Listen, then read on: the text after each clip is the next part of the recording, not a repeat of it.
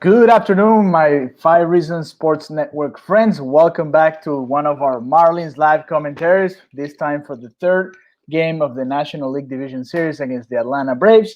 The Marlins are down 2-0 at this moment in the series, and they turn to Sixto Sanchez to try to recover and win the first out of the three next games that they need to win in order to advance to the National League Championship Series. If they win tonight, if they win tomorrow, and if they win during the weekend, they will be advancing to the NLCS, and that's not an easy thing to do.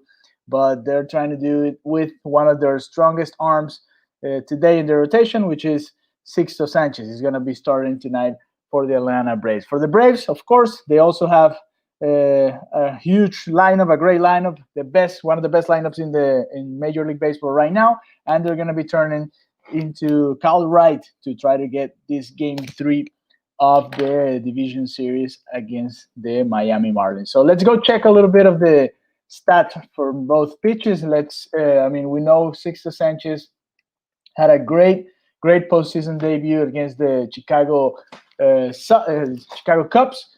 He pitched for 5 innings, only 4 hits. He got in trouble in a couple of innings, and then struck out 6 batters to win that game, the second game of the wild card series against the Cubs. And he also was faced the Atlanta Braves in September 23rd in that last series that they played during the regular season. He pitched only 3 innings, and he was rocked with 3 earned runs in those 3 innings. Four and runs in those 3 innings, four hits, 4 walks. That was a problem too, and a couple of strikeouts for Sixto Sanchez. Other than that, in the regular season, Sixto was 3-2 with 3.46 in 7 games that he started. In 39 innings, he struck out 33 hitters, and he's going to be our pitcher today. Remember, the Marlins are the home team today in the third game over there at Minute Maid Park. Kyle Wright, on the other hand, he was 2-4 in the regular season. A really high ERA of 5.21 in 8 starts. He pitched for 38 innings with only 30 strikeouts. He did not pitch in the previous round against the Cincinnati Reds, so he hasn't pitched since September 25th against the Boston Red Sox, when he pitched for 6 innings and 2/3, allowing 2 earned runs with 3 walks and 4 strikeouts. That's the pitching matchup for tonight. The lineups, we're going to check the lineups real quick, but before, we want to welcome our friend Christian Chase, who's back with us today, and he is going to stay the entire game, so the Marlins will win this afternoon. How are you, Christian? Good. How are you doing? Good, man. Good. It's Sixto Sanchez, and we do have some surprises in the starting lineup for the Marlins. It's Jazz Chisholm playing second base, and John Bird is not out of the lineup. He's going to right field, actually.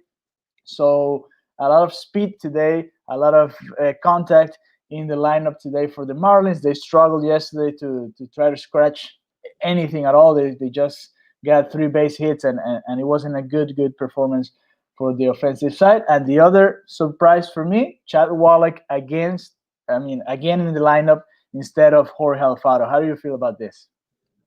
I wrote an article this morning for 5 Reasons, kind of recapping yesterday's game, and I think the biggest point I made in that article was that Jorge Alfaro should probably start today.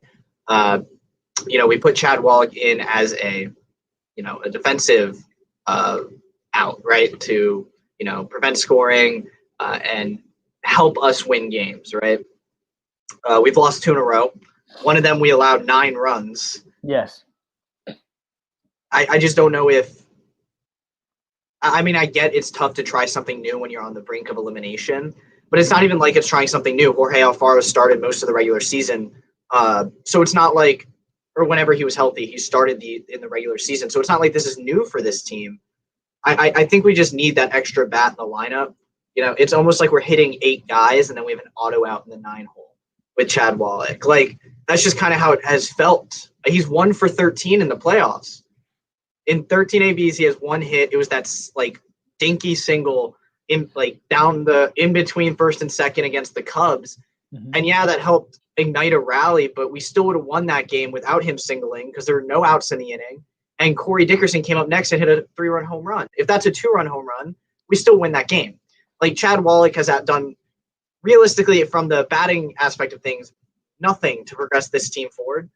Jorge Alfaro obviously hasn't been given the chance. He's 0 for 1, but I take a guy who has the opportunity to go like 2 for 4 today with some big hits over another 0 for 3 performance from Chad Wallach. And I know I'm saying all this right now, and Chad Wallach will somehow go 3 for 3 today, but that's just kind of where I am. I think the change had to be made because the Braves beat us at our own game yesterday. We talked about how the Marlins are going to win if they hold this Braves team down and win in pitching duels.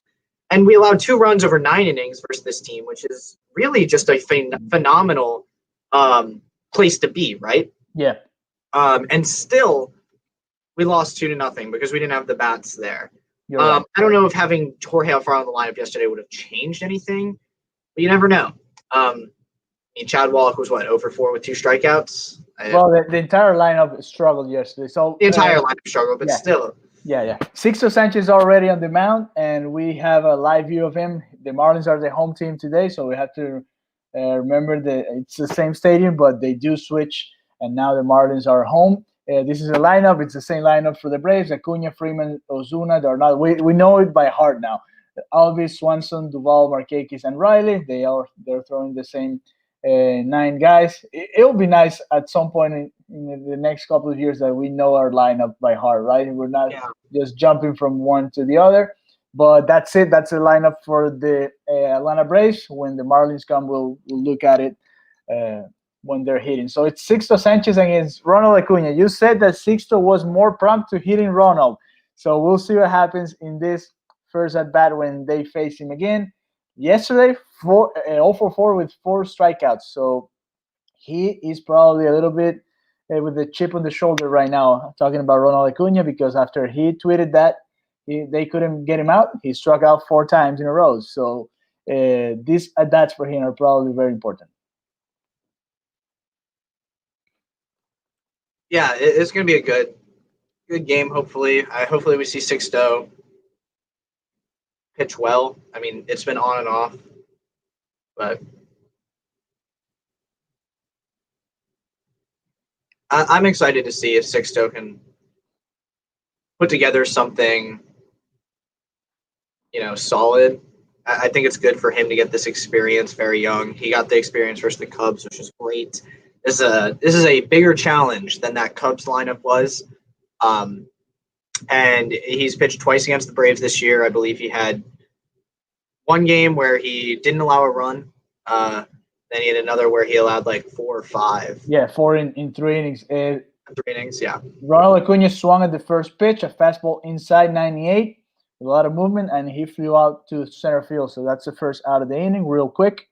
Ronald Acuna very aggressive, and the Marlins working in the inside corner again. So that's just a way to try to get him. It's Freddie Freeman now. We see the switch going on. Brian Anderson moving to, I don't know, we'll call it shortstop because Chisholm is playing second. So I guess they switch Brian Anderson and Miguel Rojas. And they were talking to Freddie Freeman because Freddie Freeman has struggled because he's hitting the ball pretty hard. Yesterday he hit 3 balls over 100 miles an hour, and he hit it back hard again, and he's going to be out again anyway. And so that's 2 outs with few pitches, really. It was like, 4 pitches between the 2 hitters? No, 3 pitches between the 2 hitters. And it's 2 outs now. Jesus Aguilar is back on first base. We talked about this yesterday, too. It was weird seeing Cooper playing the first 2 games at first, not Aguilar. And he's switching that today. It's not like it's a big difference, but, still. Why make that change and not make the Chad Wallach to Jorge Alfaro change? Well, I guess it doesn't really matter, I guess, in Mattingly's eyes because they're both in the lineup. So it's just a matter of switching positions. Get Aguilar a little bit more active during the game and not just hitting to see if he can hit the ball better, I guess. Okay, that's Marcell Ozuna hitting the ball to the warning track in center field. So 5 pitches. They were that's what we like to see. they were very aggressive, and Sixto's fine with it. 5 pitches, and he's out of the inning, just like that. That would be awesome. Just short game. We score a couple of runs, and we go home. That's it. That'll be great. Well, yeah, and you can notice. I mean, you see that's the plan for the Braves. Just attack early.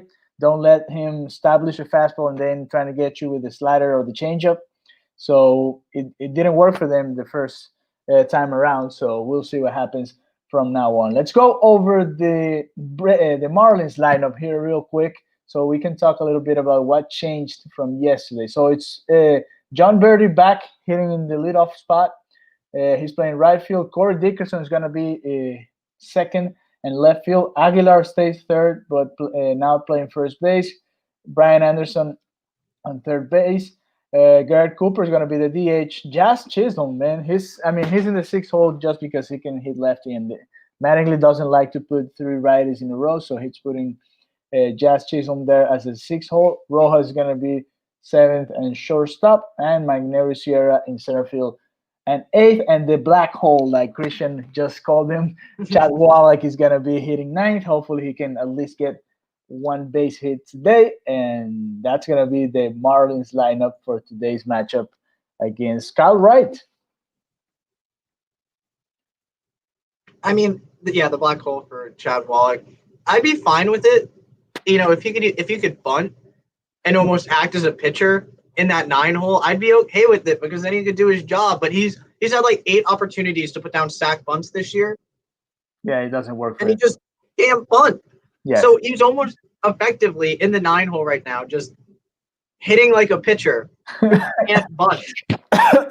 You know, now that you mentioned the pitcher, I'm so glad the pitchers are not hitting right now, because that Marlins lineup would just we're struggling right now. Imagine if we had also a pitcher in the lineup. Okay, I'm just saying the way Chad Wallach has been playing, I'd argue that having a pitcher in the lineup would be better, because then we could actually bunt runners over in the 9 hole. Chad Wallach can't even do that. So, okay, maybe I'm just a Chad Wallach hater, and if Chad ever sees this, love your work, but not in the postseason. The Marlins are gonna be like, "You want to interview Chad Wallach, but we heard you talking about him." So it's John Birdie, Corey Dickerson, and Jesus Aguilar to start the inning for the Marlins. Let's go back to our game day here real quick, and then I want to show you the pitches that Sixto Sanchez did in the first half of the inning, so we can get a sense of how he worked. We can do it during the break. So it's Kyle Wright in his 2 starts against Miami. No wins, 2 losses, 10.29 is his ERA. So the Marlins got to him. This is the perfect guy for the Marlins offense to actually go and try and get him. He's been very well. He's pitched very well in his last 3 starts. 2 wins, no losses, 2.37 his ERA. So he's getting a little better, but that was not against the Marlins. So we'll see how he goes today.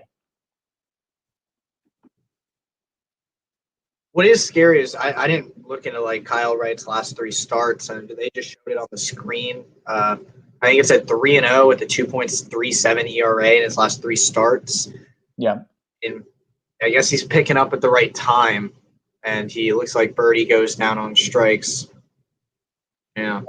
And here we go again. That was a fastball in the inside, a little high in the top part of the zone, and I don't know why Bird is.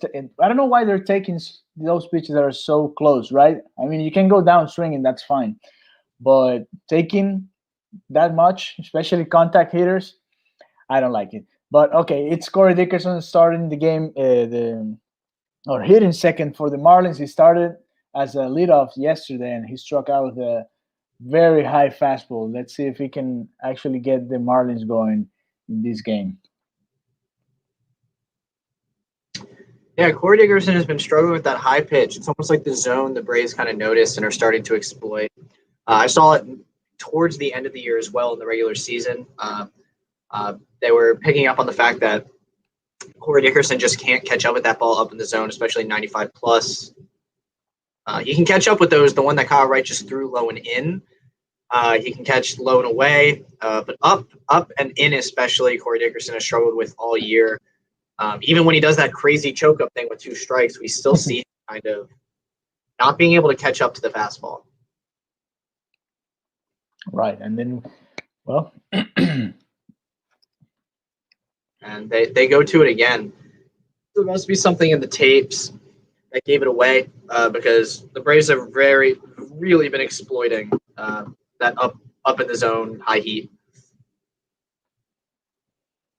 And he likes those pitches. Yesterday, he struck out with one that was not knee high, nose high. It was so high that I don't know how he swung at it.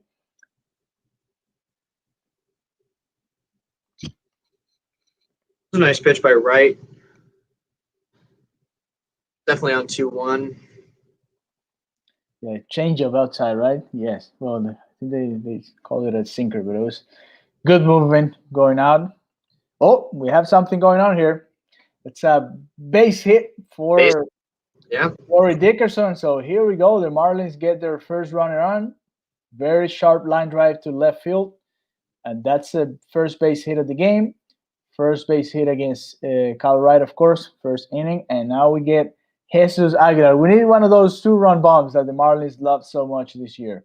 And it was against that high fastball. I guess he knew that was coming, so he prepared for it. I mean, the location there was a little lower than what Corey Dickerson normally strikes out on. I think Kyle Wright probably missed a spot, and that led to that result. Because that's up 2 inches. Corey Dickerson swinging and missing, but right, yeah, and especially in a 1-2, you want to go a little bit higher than that. So it's Jesus Aguilar now. Oh, this is in Spanish. That's why. Let me try to get it in English.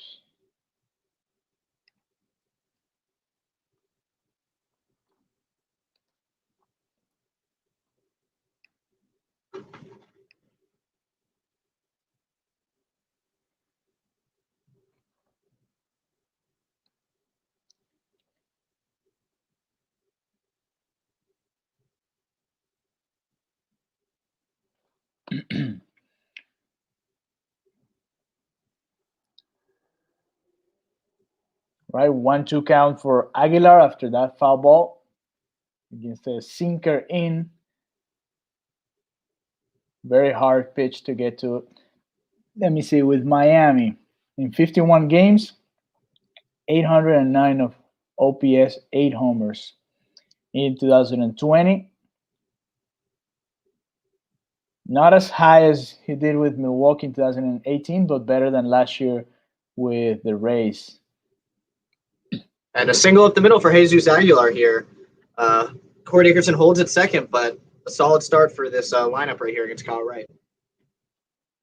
So a couple of base hits straight, one behind the other, a sharp ground ball towards the middle, and that's 2 runners on for the Marlins. And here comes our 3-run home run, right? That would be awesome. Garrett Cooper is coming up. Garrett Cooper's been pretty good all year at getting those 3-run bombs early on. He had it in that Yankees game. We ended up clinching the playoffs, and that was like our only run support, I feel like, until the last inning, I think. Yeah. Yeah. So, I mean, he's done it before. I was thinking this morning, actually, when I was writing the game recap for this game, like, if the Marlins lose today, I don't know what I'm going to do with my mornings anymore. I wake up at like 8, and normally I'll just sit down and write a game recap, and it's going to be crazy. I know. It's Brian Anderson. My bad. Oh, so Brian Anderson. Brian Anderson hitting out the 4th hole. I guess they made that switch, and I didn't notice. So it's Brian Anderson hitting now with men on first and second. He's 0-2 already. Last 9 games, including the postseason, 414, 1 home run, and 5 RBIs for Brian Anderson. He's been, and they're showing Acuna now because Brian Anderson has been hit 7 times, and Acuna has been hit 5 times, and they're probably talking about it in the broadcast. Couple of slow pitches, and Anderson has swung over those to begin the at-bat. Let's see if he can adjust to that slider from Kyle Wright.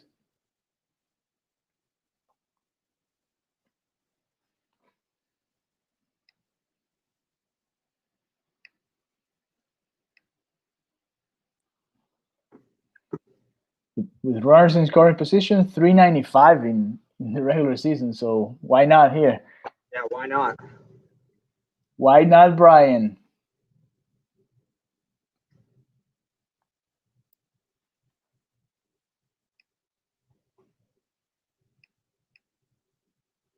I'm a little worried for Sixto, because in both the games where he struggled, the one against the Braves and then the one against the Nationals, he had, I believe, Brian Anderson, foul ball. That was hit a ton, though. Fastball inside. That was I would call it a home run foul. Foul home run. That was a swing. In both those games that Sixto started, he had, I believe, quick first innings, where the ball was hit hard and the ball was put in play. We saw that first inning. I mean, granted, he got 3 outs very quickly, but Acuna fly out to center. Freddie Freeman hit a missile up the middle, and Ozuna almost took him yard to center. So it's I saw the exit velocity to check on that contact from Freddie Freeman. It wasn't that hard. It was actually 80 miles an hour coming off of that. Okay. But the Ozuna one was 105, so that one had some carry on it. And good thing that it stayed in. So, yes, that one that was really a good contact by Ozuna there. Maybe a little too high. Okay, Brian Anderson goes down swinging. That's his second out of the inning. So, one missed opportunity for the Marlins. Now we have Garrett Cooper to trying to get us the first run of the game here. You know what? After that fastball in and he crushed it, you have to know they're coming back with the off speed in the outside corner, right? It's like manual. It's like typical combination of pitches. If you hit it hard with a fastball in, you know what? I'm not going to go back there. I'm going to go with the slider outside. And it's very textbook, very textbook. Yeah. Look at, he swung at those 3 sliders. It was almost the same pitch, and he swung through all of them. And he's really mad in the dugout right now. I would be too. Yeah. Okay, so it's Garrett Cooper now. Hopefully he can. This is Garrett Cooper's time. Get a hold of one here, please.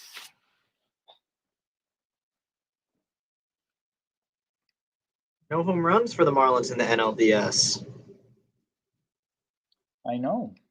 Very sad. It'd be nice to have one here. I'll say that.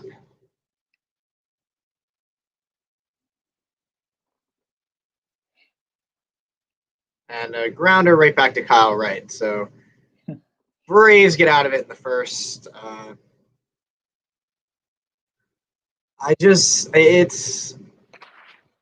It's tough when you get 2 guys on to start an inning, and you can't put anything together with your 4-5 hitters up. They're missing a lot of opportunities with men on base. It happened yesterday too, early in the game. The same situation, couple of men on, and they couldn't bring the runs, and they, with the bases loaded, they couldn't get a base hit.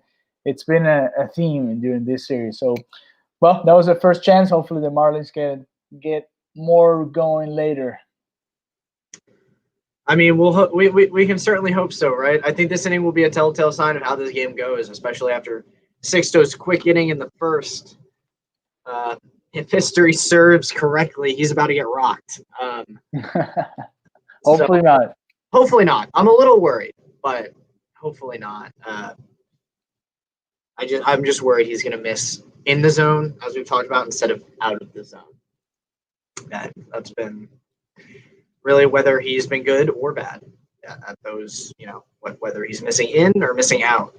I know it's weird to say you want to miss out of the zone, but in Sixto's case, we do not want to be missing middle, especially because they know he's prone to first pitch strikes. They're swinging. That's why we saw a 5-pitch inning. They're going to attack Sixto. Yeah, so look at that. Those were the 5 pitches in the first inning. 3 of those were in play, the 3 outs, and the other 2 were strikes too. So that was it. 4 fastballs, 1 slider. And look at the location of those pitches, man. I mean, one of them was well located. The other 4 are.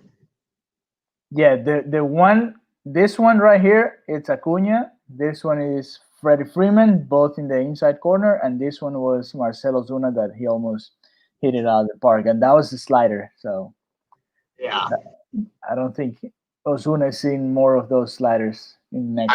I would hope not. I would really hope not. Okay.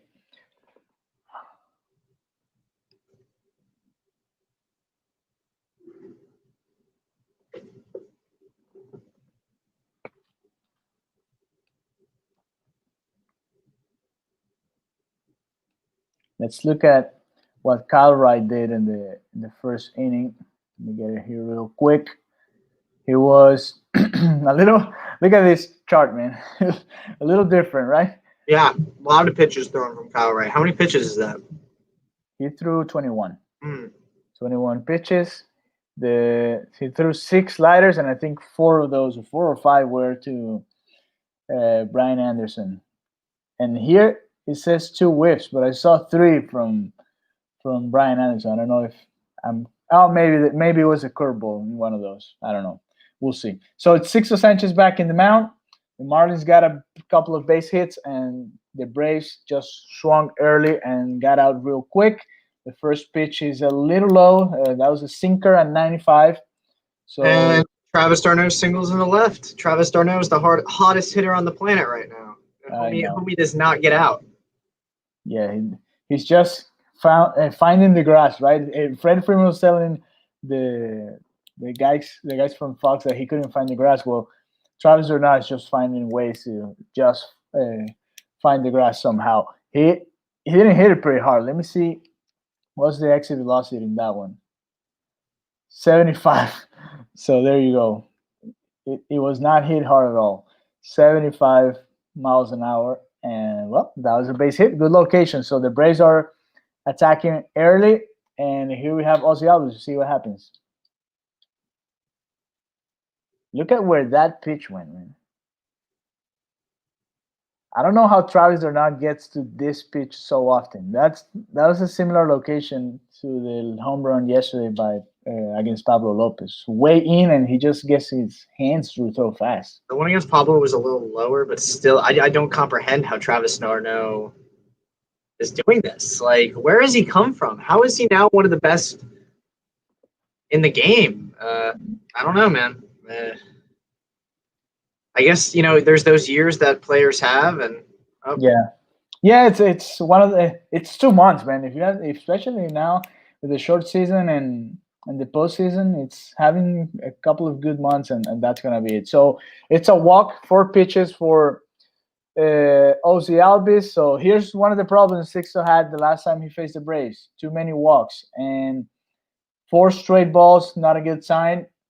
And now they have to face Dansby Swanson, who's the second hottest hitter in the planet right now against the Marlins, because he had a couple of home runs in the first 2 innings. In the first 2 games.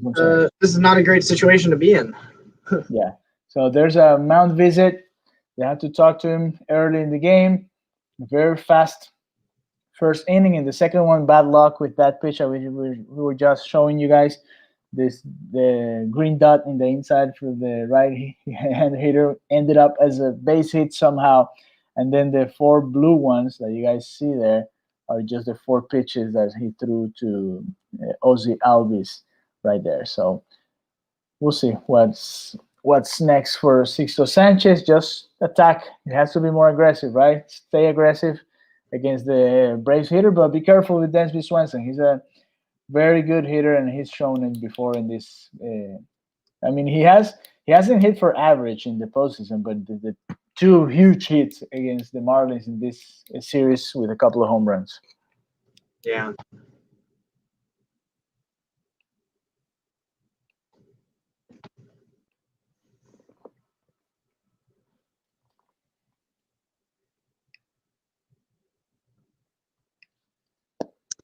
It's a big AB. And the ball to Dansby Swanson. Sixto's going to pull this together quick. Okay, that was a high cheese 99.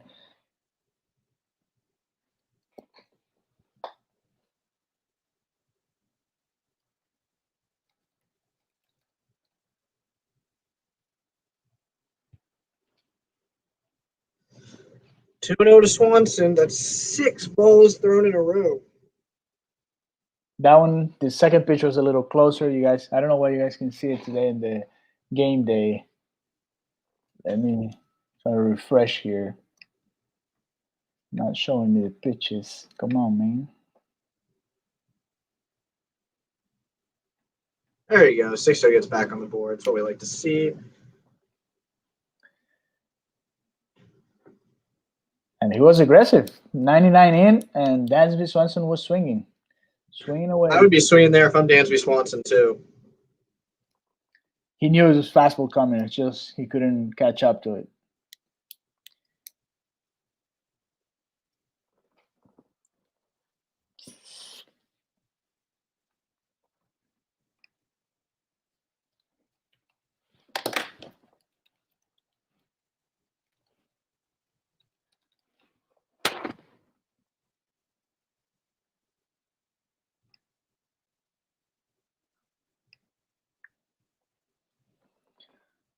Ball 3. That was a little low. I mean, it's not a bad pitch. I mean, if he swings at it, it's probably a ground ball. But ball 4 for Dansby Swanson. So that's another walk. So bases loaded early on for the Braves, and this is what we didn't want from Sixto Sanchez. Walks, right? I mean, if you get hit, that's fine, but just walking people, especially against this Braves lineup with no outs, it's a sign of trouble for Sixto Sanchez. Yeah, bases loaded, no outs, not a great place to be. I feel like I accidentally called it with that quick first inning. It's just been a telltale sign for Sixto. It's your fault, man. I don't know if he's losing focus after a quick inning, or it's just like some kind of unspoken sign that it's gonna come and happen. This isn't really anyone's doing here but Sixto's, right? I mean, yeah, there's the bloop single on Darno's end, but can't throw 9 pitches and have 8 of them be balls. Yeah. The first one was a bad luck. He does start the bat against Duval with a strike. That was 100. So he reached back a little bit and threw 100, threw it by Adam Duval, and now the count is 1-1. A couple of fastballs to start their bat. Huge out. If you can get Duval out without them scoring and then trying to get a ground ball for a double play, that'll be huge for Sixto. Yeah, I mean, we really, really, really need an out here. You know, we're playing back. I think you hope for a ground ball. Duval isn't the fastest guy. You know, you throw it home, get the out at home, and then look to first to get a double play. I think that's ideal here. A strikeout or a double play. That's what you got to look for in these situations. I mean, if anyone can get out of it, it's Sixto, but yeah, that looked like a changeup inside. So it's a 1-2 count. He swung at it, he fouled it back, and it's 1-2 now for Sixto. A huge strikeout would be great here. Hopefully we can get one of those.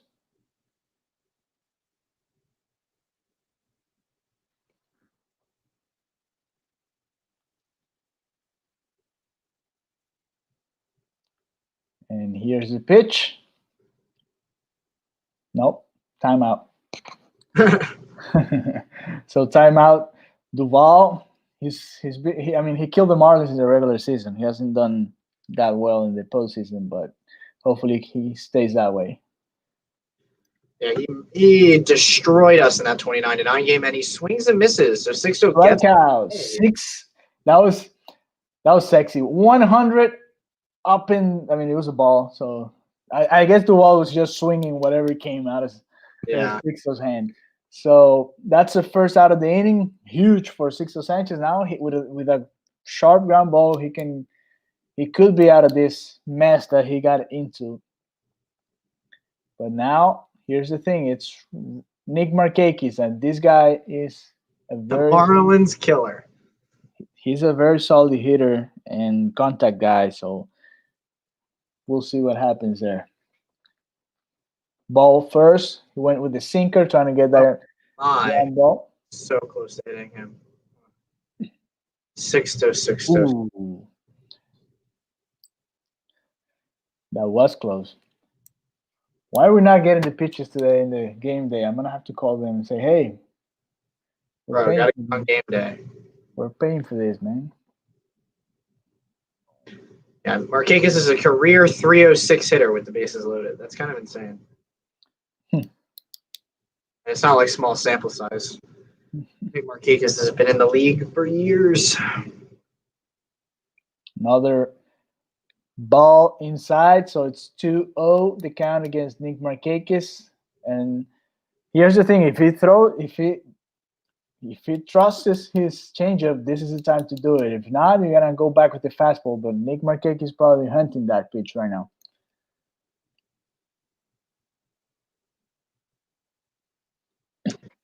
Can't go down 2-0 with the bases loaded. I just that increases the odds that a hitter gets a hit by like 40% compared to even a 1-1 count.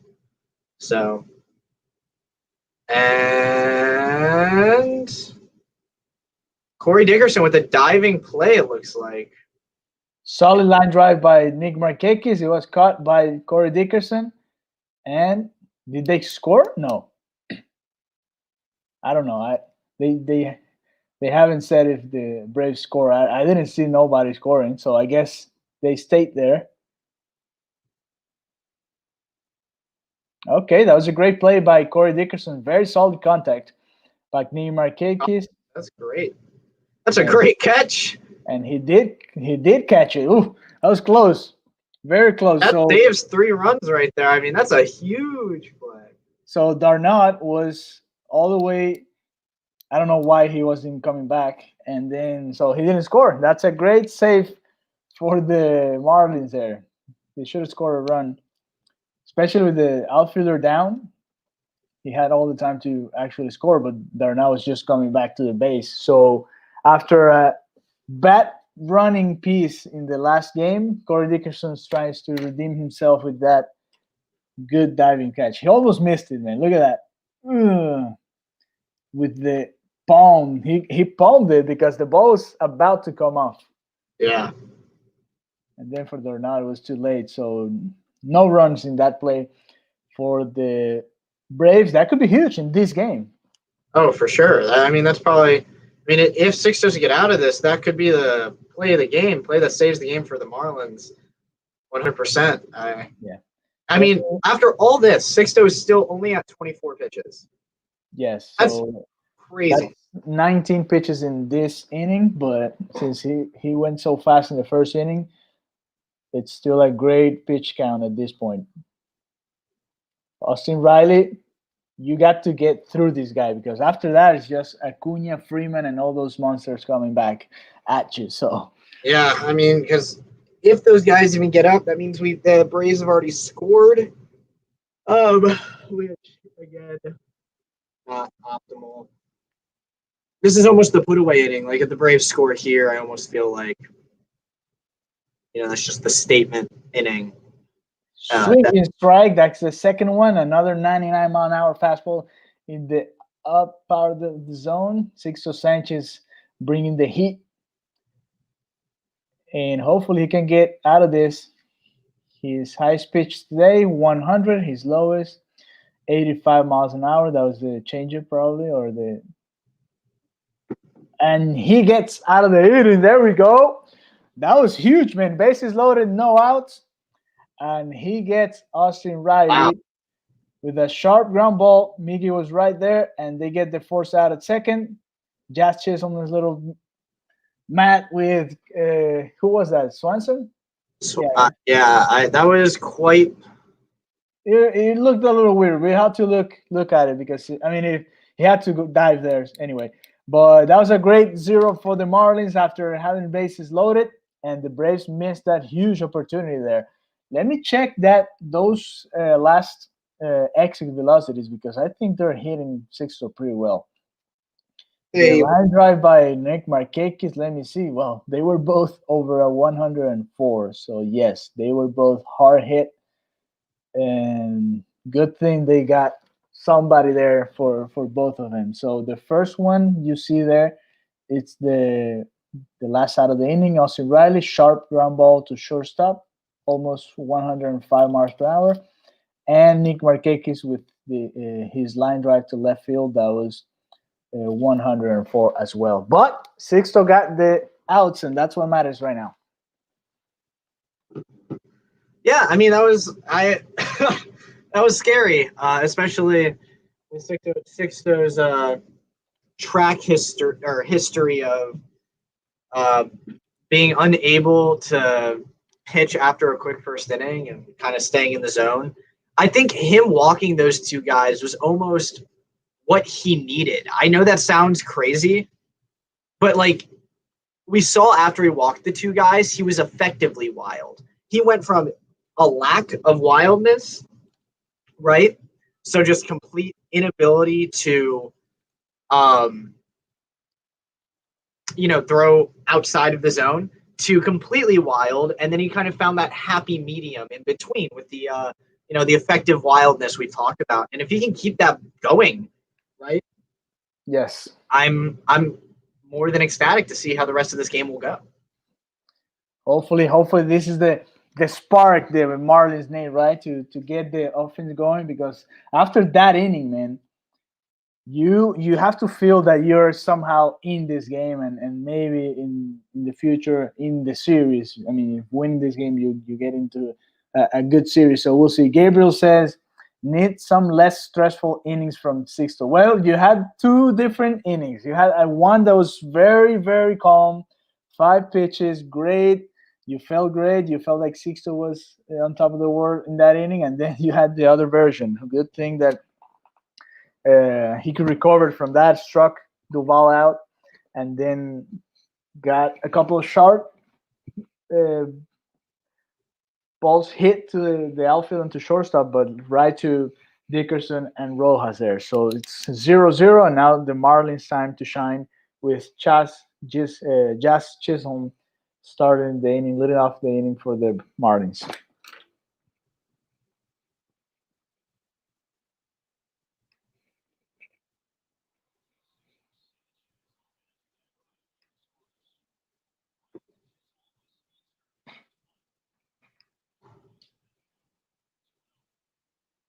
Yeah, this is going to be a big inning here. I feel like we can 3-0 here to Jazz Chisholm.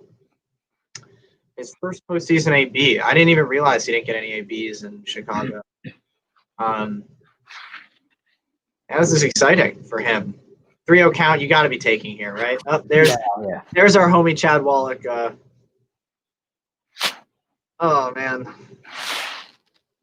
3-1 count. So he took that strike.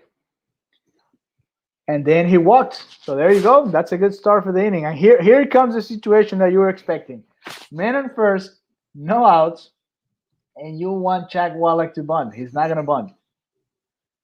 I'm telling you right now, he's probably not going to bunt. Wait, no, Miggy Rose up right now. Miggy Rose. Chad Wallach was in the hole. Okay. My bad then. So no, all good. I think Chad Wallach will have a situation to bunt. Hopefully, I mean, right now you should go with a hit and run or something, because the Marlins are struggling to actually get something going. Not in the first pitch. He's coming from a walk, so let's not do the Matt Joyce drill right here. Let's wait a pitch or two and see what happens, and then Chisholm should be running.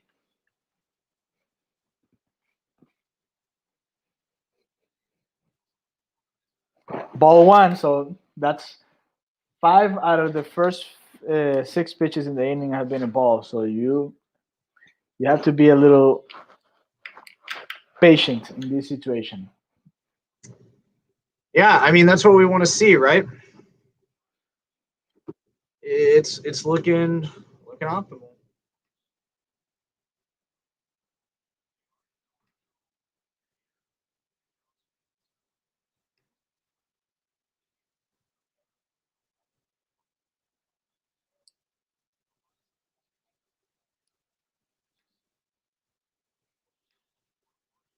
All right. Kyle Wright looks a little flustered. Just gonna go out there and say it. Hopefully we can get to him. We had that little rally early in the first game, but after that, it's been a struggle, man. We're now at 12 scoreless innings in a row, according to my math. Ooh, okay. Calls that a strike. He literally called that a ball. Well, it looked like a strike. You guys can see here. Let me see if I can show you. Let me see. Home batters.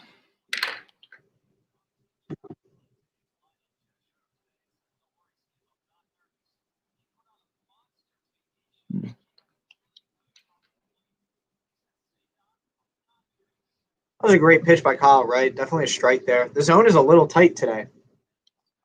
Ooh, a little outside, yes. But it's good because yesterday they got Rojas a real bad pitch and they call it a strike. So and then he struck out one down the middle and he complained.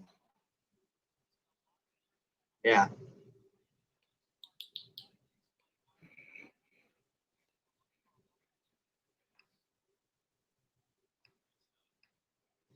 So it was a hit and run, it looks like. Move the run over to second. And you're never gonna believe it, but if who's hitting eighth? Magneuris Sierra. If Sierra does not come through here, we're gonna have a man in scoring position for Chad Wallach. Okay, we'll see. We'll see what happens with Magneo Sierra. But I like the play though. It's a 2-1 count. It's a favorable count for the hitter. So why not just move the runners and see what happens. If Miguel gets a base hit, it's man on first and third. If not, it's a man on second. So he did a good job there. Hopefully Sierra can get a hold of one like he did in the first game and bring that first run in.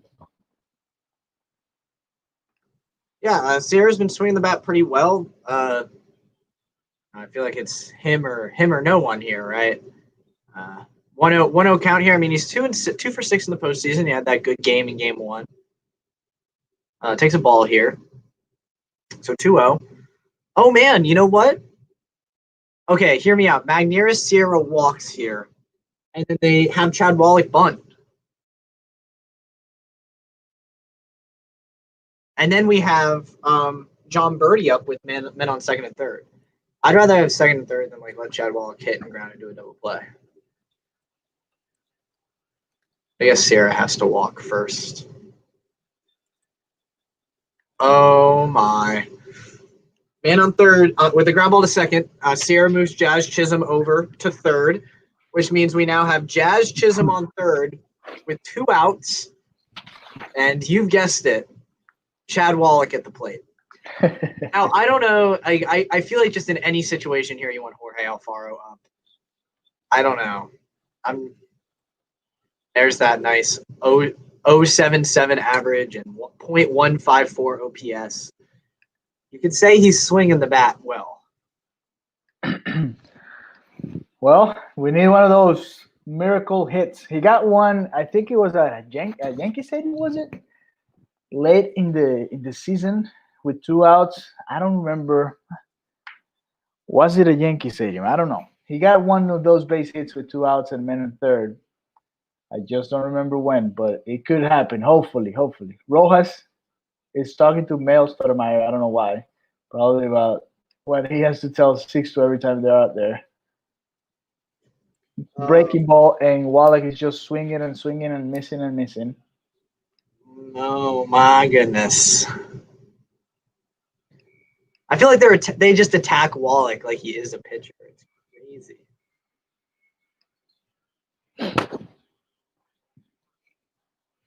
And what do you know? 3 pitches, and Chad Wallach strikes out. Another missed opportunity for the Marlins. I just don't think Jorge Alfaro strikes out on 3 pitches there. Well, I don't think Alfaro would have been there in that spot in the lineup, but still. Oh, true. I mean, Alfaro hit 9th some points this year. Yeah, it could be. Anyway, the Marlins missed another opportunity after the base hit.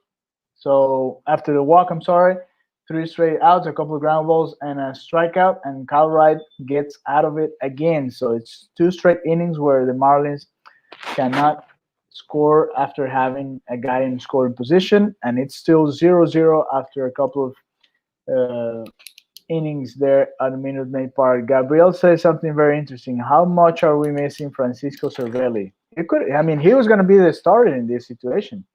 So yeah, we're missing him a lot.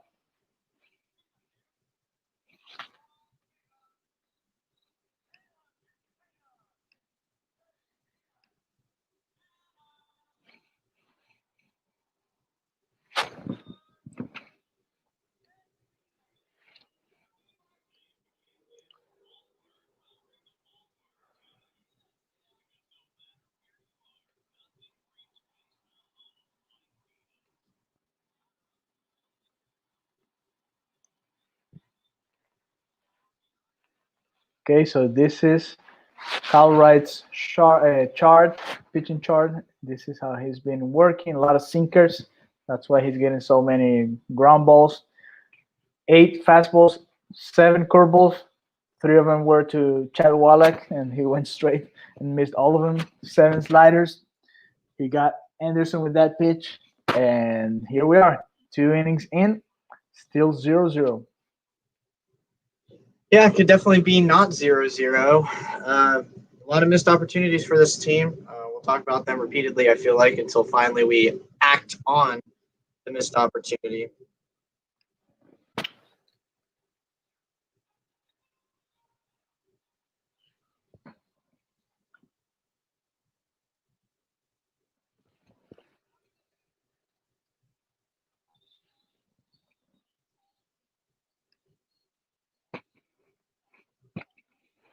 Okay, 2 innings. This is the third game of the National League Division Series. The Braves won the first 2, 9-5 and 2-0. And now we have Sixto Sanchez on the mound for the Marlins trying to get us the win. But yesterday, Pablo Lopez worked very well, and the Marlins couldn't hit the ball. We'll see what happens today to the Marlins offense. You said we were how many straight innings, the Marlins, without scoring a run? That would be 13 now without scoring a run. 13. So 13 innings without scoring a run. I'm going to have to jump out a little bit because I have to go help with something, but I'll be back in a second, all right? All right, cool. I get to run this on my own. Yes, sir. Let me show you here the game thing, and I'll be back in a second, all right? All right, for sure. I'll see you in a sec. All right, so this is my first time being alone on one of these. I don't know who's watching, but this Marlins team is not playing great baseball right now. I mean, Sixto looks fine, but a 3-0 count to start versus Acuna, not a good place to be. I'm not entirely sure when the bats will pick up. We've had streaks like this in the regular season.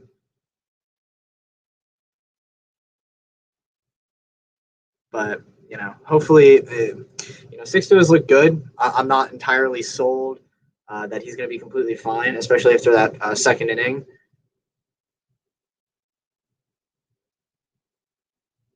And he'll go ahead and walk Ronald Acuna here. Not a great start to the inning.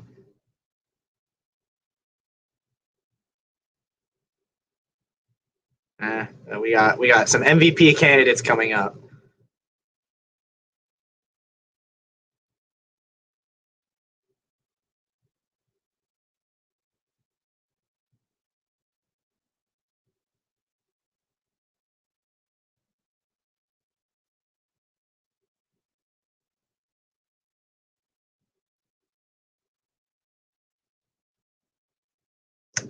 And Ronald Acuna steals second, although they are looking at it right now. He looked out to me. The body language off Ronald Acuna tells me he is out. Miguel Rojas was very quick to call for the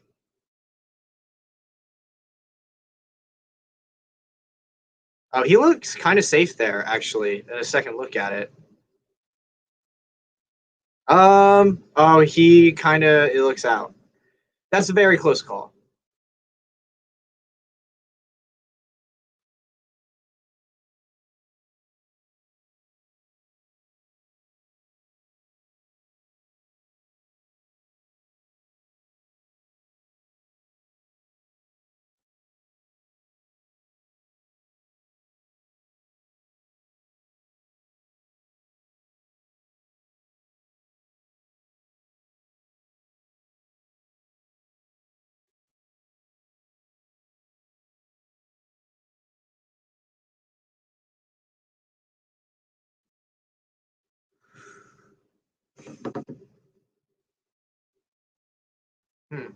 They're taking a look at it now. Where does he tag him? It's hard because Acuna has the glove on. That has to be a cheat code. I feel like it gives him like an extra 3 inches on the hand that he can just and touch the bag with. I feel like there's a rule on that, but I don't remember exactly. He looks safe to me. That was a close call. Looks like his hand got in there just in time. And it looks like they're done with the call, and it is going to be safe. Yeah. The final look made it very clear to me, at least, that was the correct call. I don't know if it would have been different if Acuna didn't have that extra 3 inches on his hand, but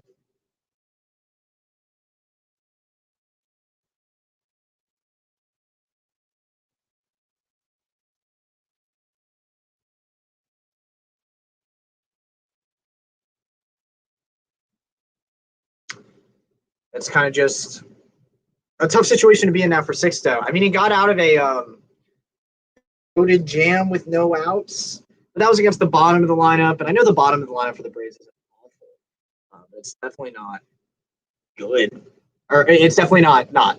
It's good, but it's not Freddie Freeman, Marcell Ozuna, Travis d'Arnaud, Dansby Swanson good. And that's definitely a little scary to see.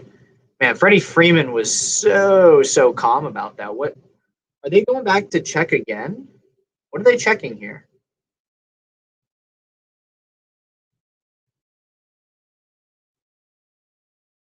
What's going on?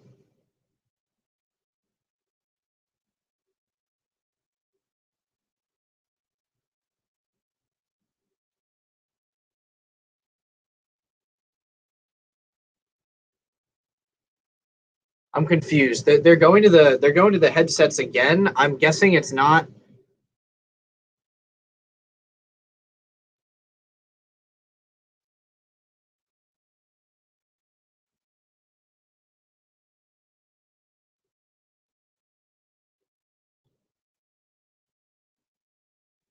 I mean, what? I don't know what the confusion is. They are looking at something. I guess the same call. Freeman seems to be arguing something.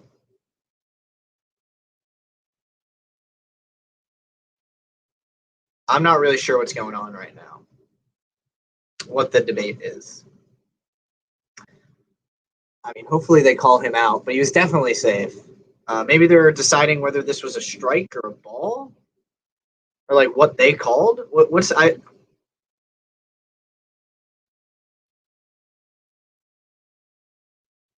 I'm very confused.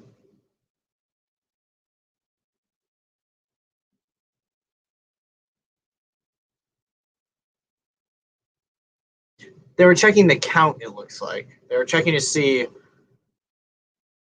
what the first pitch was called off the steal.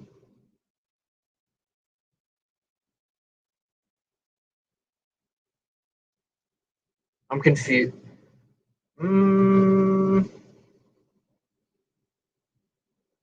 don't really know what that was about. I think it was deciding whether that first pitch was a ball or a strike. I don't know why that took so long then. He clearly called it a ball from what I saw. So yeah, it's a 1-0 count. Freeman was just arguing in that case, and Freeman's a hitter of percentages. I'm pretty sure from what I've seen, he likes to take pitches, kind of like that money ball on base percentage attitude. So when you're up in the count 1-0, you have like a triple the amount of chance of getting a hit. I'm sure Freddie Freeman is well aware of those statistics at the plate. Even if it's just a baseball thing, wanting to be up 1-0 in the count could definitely be advantageous. So I get why he had them go to the replay booth. And Freddie Freeman breaks through with a single. So now in the third, Ronald Acuna and Freddie Freeman are on base, first and third with nobody out. Tough situation to be in yet again. And now we got like the two hottest hitters on the planet coming up, and Marcell Ozuna and Travis d'Arnaud. It's going to be a tough inning for Sixto here. It looks like he kind of isn't continuing that trend of being an effectively wild, and there it is. Marcell Ozuna swings and singles into right. The Braves will take a 1-0 lead. First and second, nobody out, and now the hottest hitter on the planet is coming up in Travis d'Arnaud. Marlins killer. Oh. Yeah. Man, this is yeah.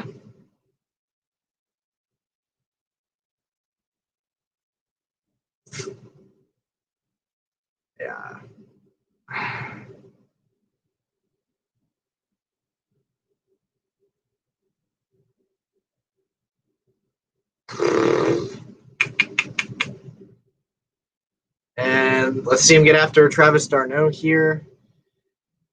They keep going inside to him. I don't know what the game plan is there, but I feel like you got to work him, at least try to work him away. He has really, really been attacking those inside pitches, and I get that one didn't result in what the results have been recently, but he's still smashing them. 3-run home run the other day. Yeah, it's been a good run for Travis d'Arnaud. We'd like to see him maybe ground into a double play here, strike out.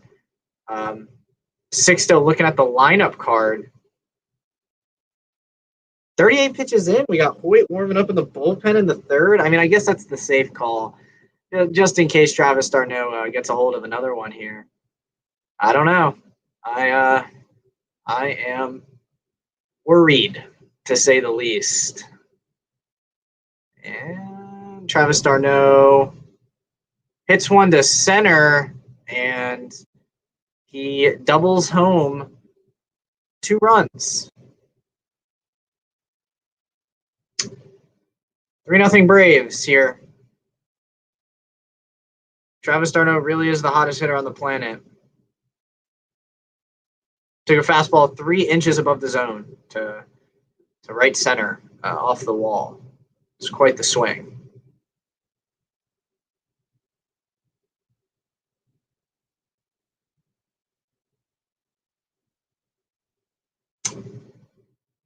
Man. That's tough. That ball was 3 inches. That ball was a foot above the zone.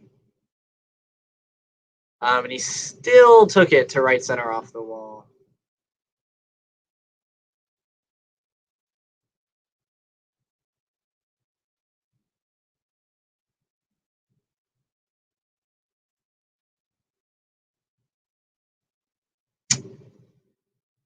Wow.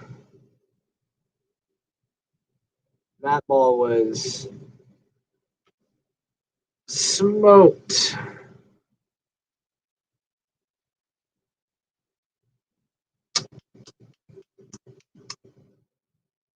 Man. It's not great. Oh man, we can't go because they just got crazy, huh? Yeah, man. That was d'Arnaud just took a ball a foot above the zone to right center double. I know. Let's go check that pitch because that was way, way high. When you're the hottest hitter on the planet, things like that happen. I guess. So it's here. Another one. This time straight to Magnelli Sierra, and there's a play in third. No. All right. So men on third with 1 out. Look at where that ball that they're not hit was. Right there. The green dot is they're not double to the wall. How do you get a 90-plus fastball up there to the wall? Only Darnot knows. I don't know how you even make contact with that at 97 miles or 96 miles an hour. Yeah. Let alone hit it to the wall in a big ballpark. That's crazy to me. I just seems like it's the Braves series.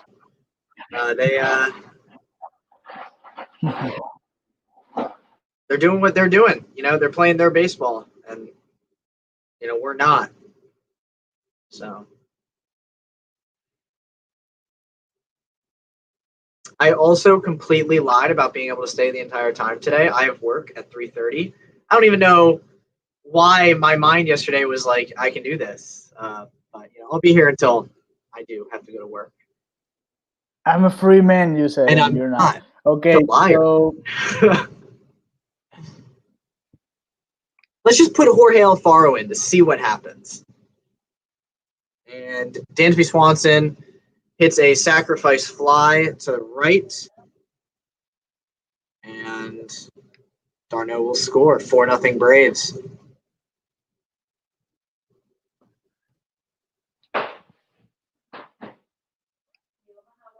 just like that, 4 runs, right? That was our worst nightmare. Early runs for the Braves, and now you really need offense. So I wouldn't mind if Don Mattingly just brings Alfaro right now. For next inning, just bring it back.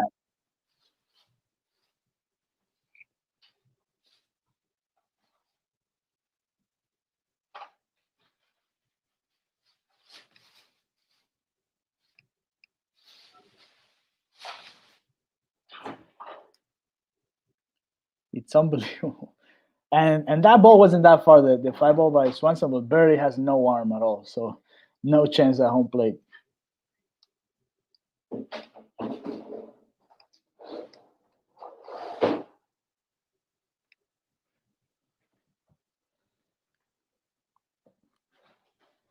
Too bad so far. So you have until 3:30, huh? I do have until 3:30. Yeah, I tutor like the SAT and ACT, and one of my kids. I have like 10 kids, and one of them we were supposed to tutor Monday, and he couldn't, so I moved him to today. I wasn't even thinking I scheduled it, but I'll have to do some math and watch the Marlins be down 4-0. It's gonna be a fun 2 hours. Yeah. Hopefully they have to score at least some runs, man. We can't go out like this.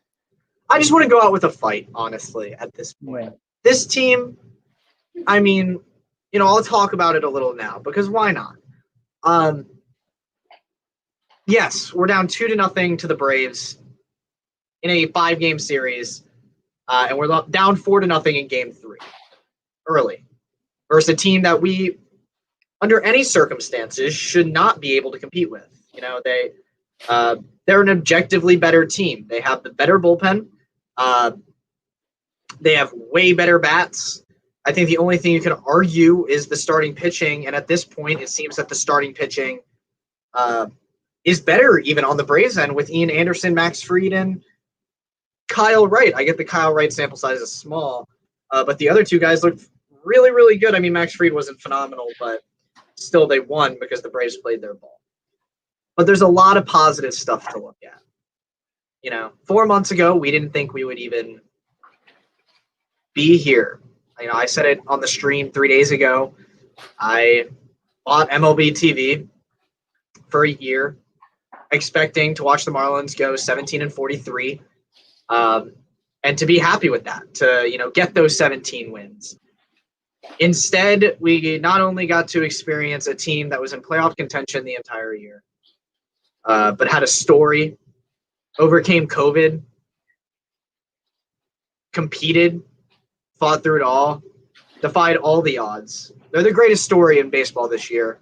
Don Mattingly should and will win Coach of the Year. They exceeded every single expectation. And I know that right now it's not looking great. And there's always still that chance to come back. But, if this is it, I don't think we can look back and say that this has been anything but a total success as Marlins fans. I've been a Marlins fan my entire life from start to finish. And this year alone elevated my love for the Marlins to a point I didn't even think was possible. And it's not because we have those big names. We don't have those big names. I mean, who's our biggest name? Past Starling Marte, who's hurt, Jesus Aguilar. And Jesus Aguilar, he's had good years, but he hasn't been, Yeah, he's not a superstar. He's not a star. He's not a star. He's not a star. Yeah. And it's just this culture. It gets you excited, man. We're going to be a free agent destination now. just with the culture. It's Miami. Who doesn't want to come to Miami? Just to prove how bad the Marlins were in the past, no one wanted to come to Miami, and it's Miami. So that just proved how bad we are. But now that we have the location, we have a nice ballpark. We got the team, we got the culture. There's a lot to be excited about. We have a lot of youth. We pick up some pieces in the off season, and we could be having this level of fun that we've had watching and covering the Marlins this entire year for the next 6-7 years. So there's a lot to be excited about, a lot to be happy about. It's going to be sad if the season ends today. That's for certain. But I think we got everything and anything that we could have asked for from this team. Look at this stat for Darnot. That was 4. Look at the distance from the floor to that pitch, and that's the highest pitch he's put in play in his career. This is coming from Sarah Longs. It's just unbelievable how high that ball was. Yeah, and he still hit it for a double. It just proves that this just isn't the Marlins series. We don't match up with the Braves well. We never have. We had that hope. I mean, we swept the Cubs. I mean, we did everything. Every odd that we beat at this point, we were not supposed to be even here. We weren't supposed to even be in the wild card series versus the Cubs. I know. It's a rough moment for them. I know, but it's still good. I mean, it's a good experience for the young guys, especially going forward. I think so. Yeah. Sixto has to learn from this. And look, this is not over. Look at how Birdie got hit from the first pitch. This is just the third inning, but just the third inning. For anyone watching, I was giving my final thoughts because I will be leaving in 17 minutes, not because I'm fully convinced we're going to lose this game. I'm just saying with how it is right now, I wanted to give my final thoughts on this team. I'll have a big piece up on the website probably in a few days. I have a few exams coming up. Once I get through those, I'll be doing a season recap piece. I'll be, hopefully analyzing how long it might take this team to be on track for a World Series compared to that 16 team. Mm-hmm. Have a few things in the works that I'm excited about, but got to get through my statistics and math exams first on Friday. Randy Chambers has a point here. Add some bats and we're ready to make a real run. Yes, that's true. But you also need Sixto to keep developing as a pitcher. You saw this type of innings, and we saw this type of innings from Pablo a lot too. In some moments of the season, so they have to stay away from the catastrophic inning at some point, because that's what great pitchers do. They get in trouble, they might let a run or two get in, but that's it. They shut the door off, and that's it. That's all you get in that game. So they need to be at that level, especially nowadays. Nowadays, everybody's hitting the 100-mile fastball. So that's a good thing to have, but it's not the only thing that you need to actually get batters out. Look at these stats. Whenever Kyle Wright faces the lineup for the second time, 386 is the average of the lineup against him, and that's another base hit. So that's base hit for Corey Dickerson. You know what? My speech may have been a little bit premature. Why not? Bro, they're just going to defy everything I said. So I'm like, start Jorge Alfaro? No. Keep Garrett Cooper at first? No. Oh, you think we're about to lose? We're down 4-0 in the third? No. Yeah. No, but what you say, it's hard for the Marlins to get to the World Series. We all know that. And let me see. We had two teams this year in the playoffs, the Heat and the Marlins, and there were two different expectations from each of them, right? But we expected both to at least get to the playoffs. They both did. The Heat has a way better team than the Marlins. That's clear. They do have superstars, and they do have a lot of young talent. To make the playoffs? I didn't expect the Marlins to make the playoffs. I feel like at least to fight for the playoffs, especially with 8 spots now, and it was a little bit more of a possibility than before with the long season and only 5 spots to fight. It was a little harder actually, but for this season, I expected them to be there in the mix, at least fighting for the wild card spots. And they did. Most of the year they did. They were right there with the Phillies, with the Giants, with all of those teams. And it was a good season for them. They learned and they got used to winning, and that's good. That's good for a young group of guys. That's always going to help you grow as a player and as a person. So it's a good experience. Let's see what Aguilar can do here. He's in a 1-2 count now. He was arguing with the umpire earlier. Yeah, the umpire called a clear ball a strike, and then Kyle Wright went back and threw it in the same place, and Aguilar's forced to swing there. It's not good. Not good at all.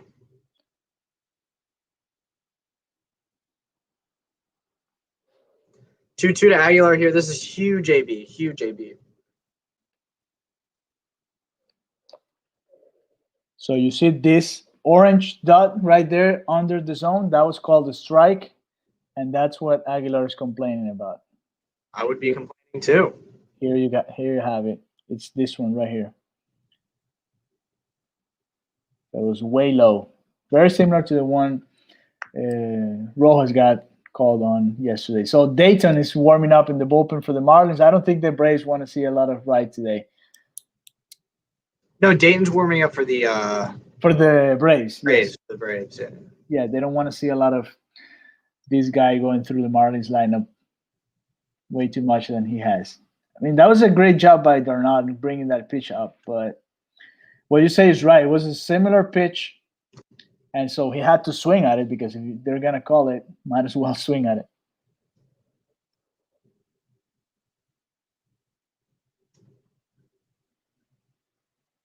Hey, I mean, this is a huge AB here. We got the 3, 4, 5 coming up. No outs, 2 on. Like this is, if we miss this opportunity, I don't know how many more opportunities we're going to get.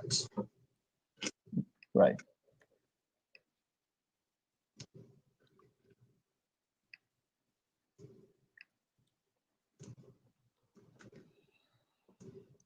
So 2-2 count, 2 men on, and Aguilar's hitting. I mean, at least we're somehow reacting, right? And Aguilar strikes out swinging. Nah. And it was the same pitch. Yeah. Off speed down in the bottom of the zone, and he says something to the umpire there. Yeah, he's almost forced to swing at that, right? I mean, it's so close that you kind of have to. You don't. Let me see. He missed that by a mile. So it's this pitch right here, curveball. It was a little closer than the other ones, but still low in the zone. All right, BA.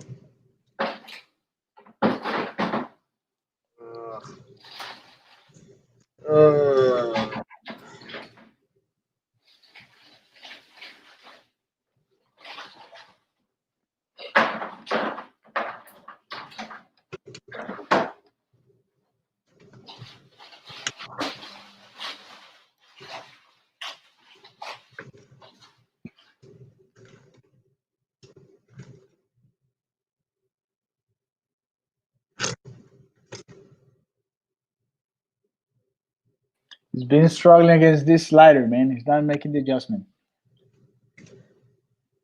BA swings and misses. Yeah.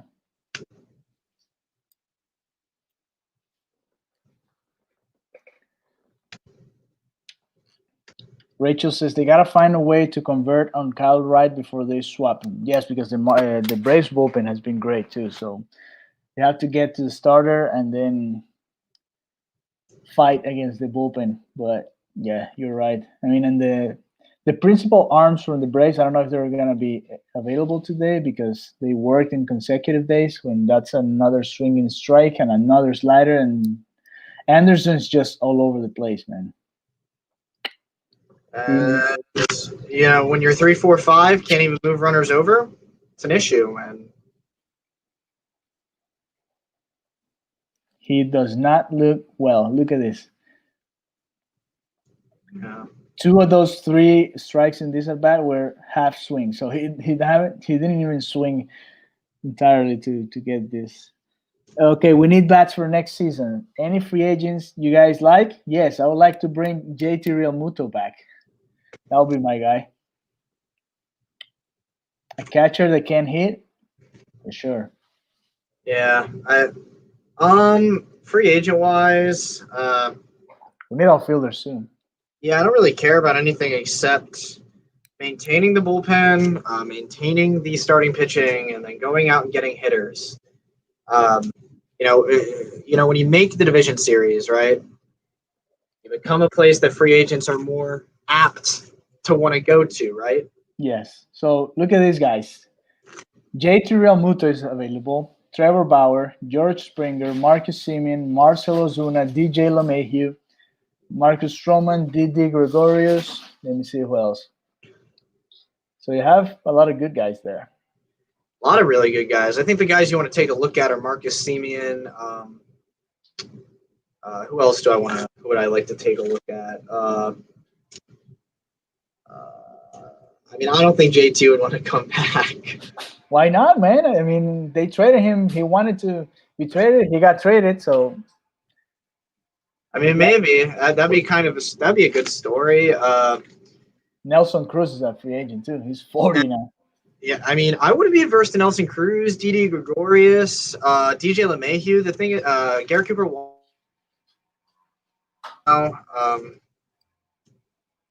Pitching coach coming out for Atlanta.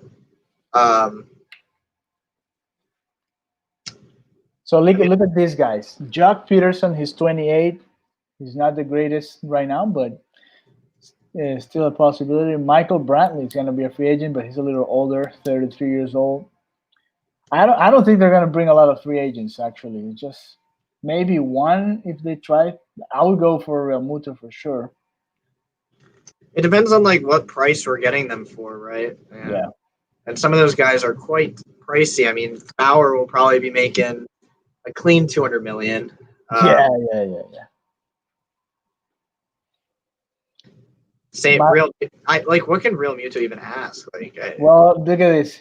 Grandal signed a 4-year, $73 million deal with the White Sox, so that's probably why. That's around what Realmuto is probably asking, if not more. If not more, because he's a better hitter than Grandal. But oh man, this is a nice situation for rookie Jazz Chisholm. This could be his breakthrough moment. We got bases loaded, 2 down. The middle of the order couldn't do it, so maybe Jazz Chisholm can come through here. He's one of the best. He was one of the best hitters in the Marlins system, and he hit for power down there. So hopefully he can catch up to one here, and tie game would be a new game. So why not? Oh.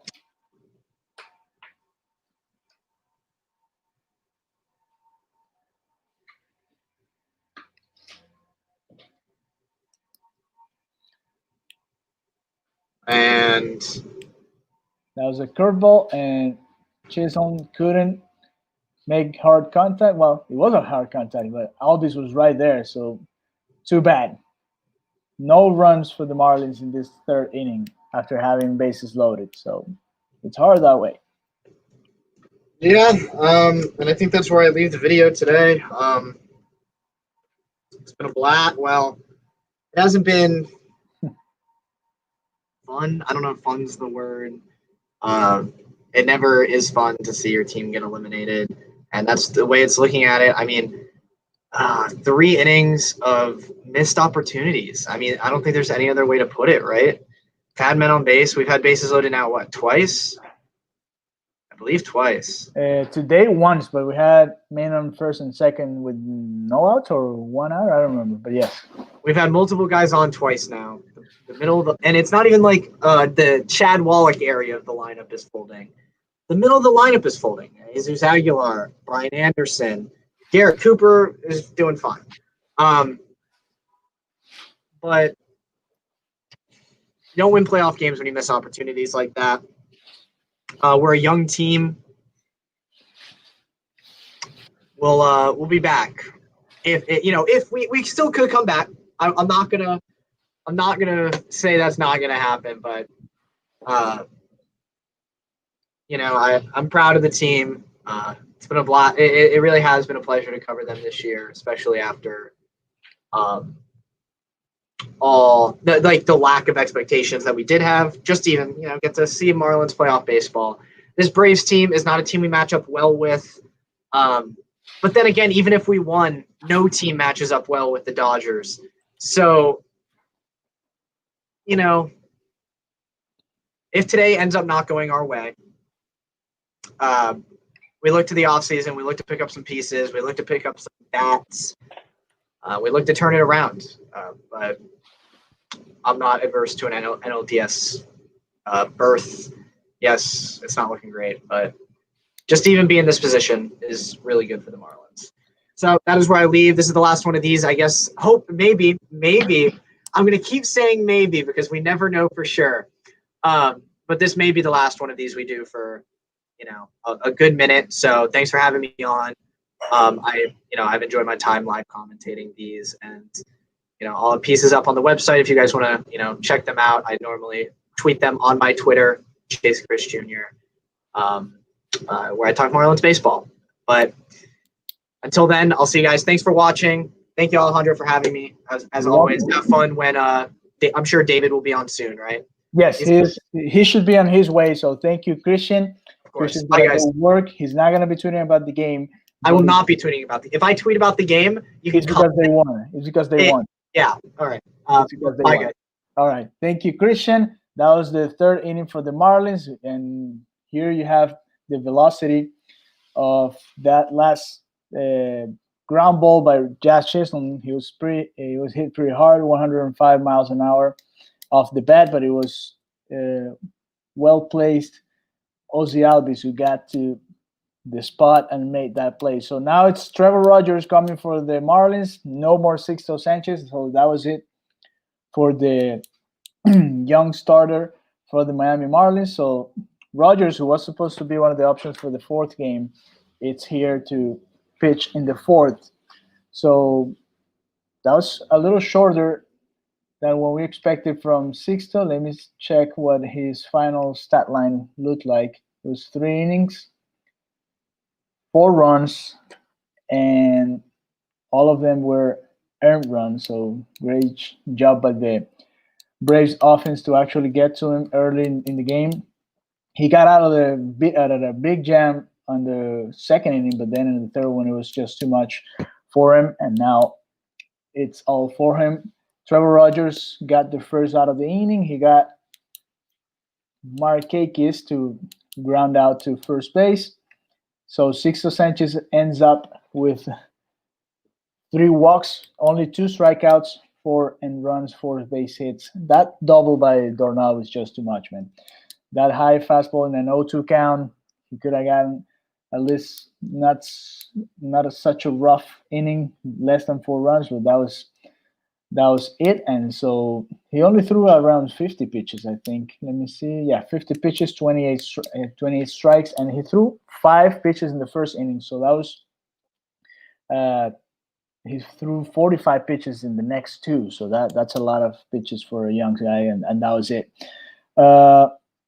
Here we have Johan van der Sloot saying, my Braves finally looking decent, scared of those Dodgers though. Yeah, Dodgers have been great, and that series has been very fun. The Dodgers-Padres one has been very fun so far. Last night's game was one of the best I remember in the postseason.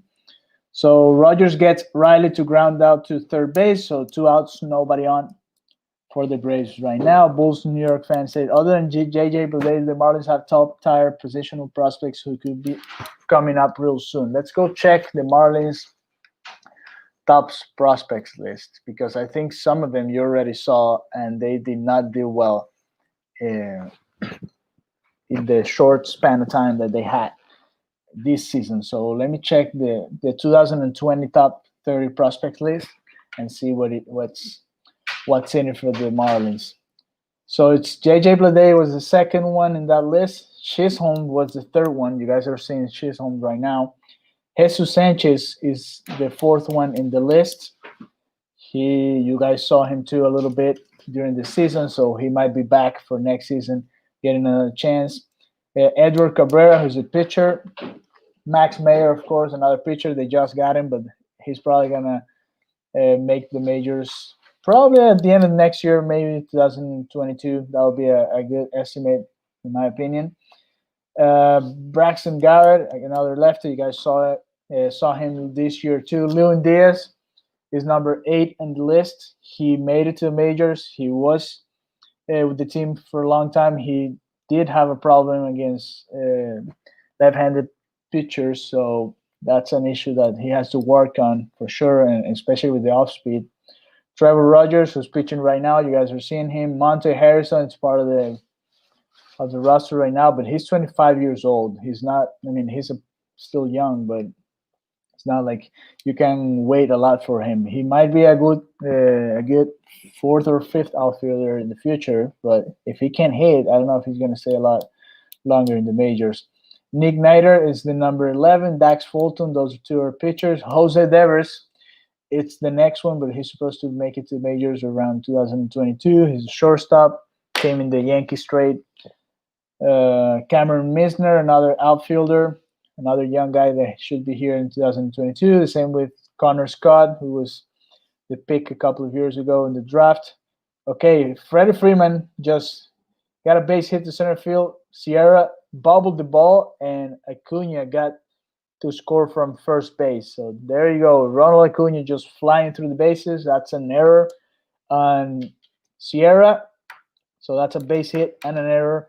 And so no RBI for Freddie Freeman, but still another run for the Braves early in the game. Peyton Burdick, another outfielder, very young, still in full A. He should be making to the majors in 2022. Gerardo Encarnacion, another outfielder, young guy as well. Griffin Conang, who they just picked. Jose Salas, who's supposed to be very good, but he's a rookie. He should be. I mean, he's still in rookie ball, so no, he's not gonna have a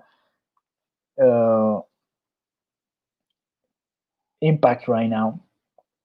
And that's it, man. There's not a lot coming. Victor Mesa, who has not been the guy that we expected, he can maybe fix it a little bit and come back. Will Banfield, that's another guy that we've been hearing a lot in the last couple of years, and the other Victor Mesa. Those are the options right now. Not a lot really. That's what the Marlins have so far.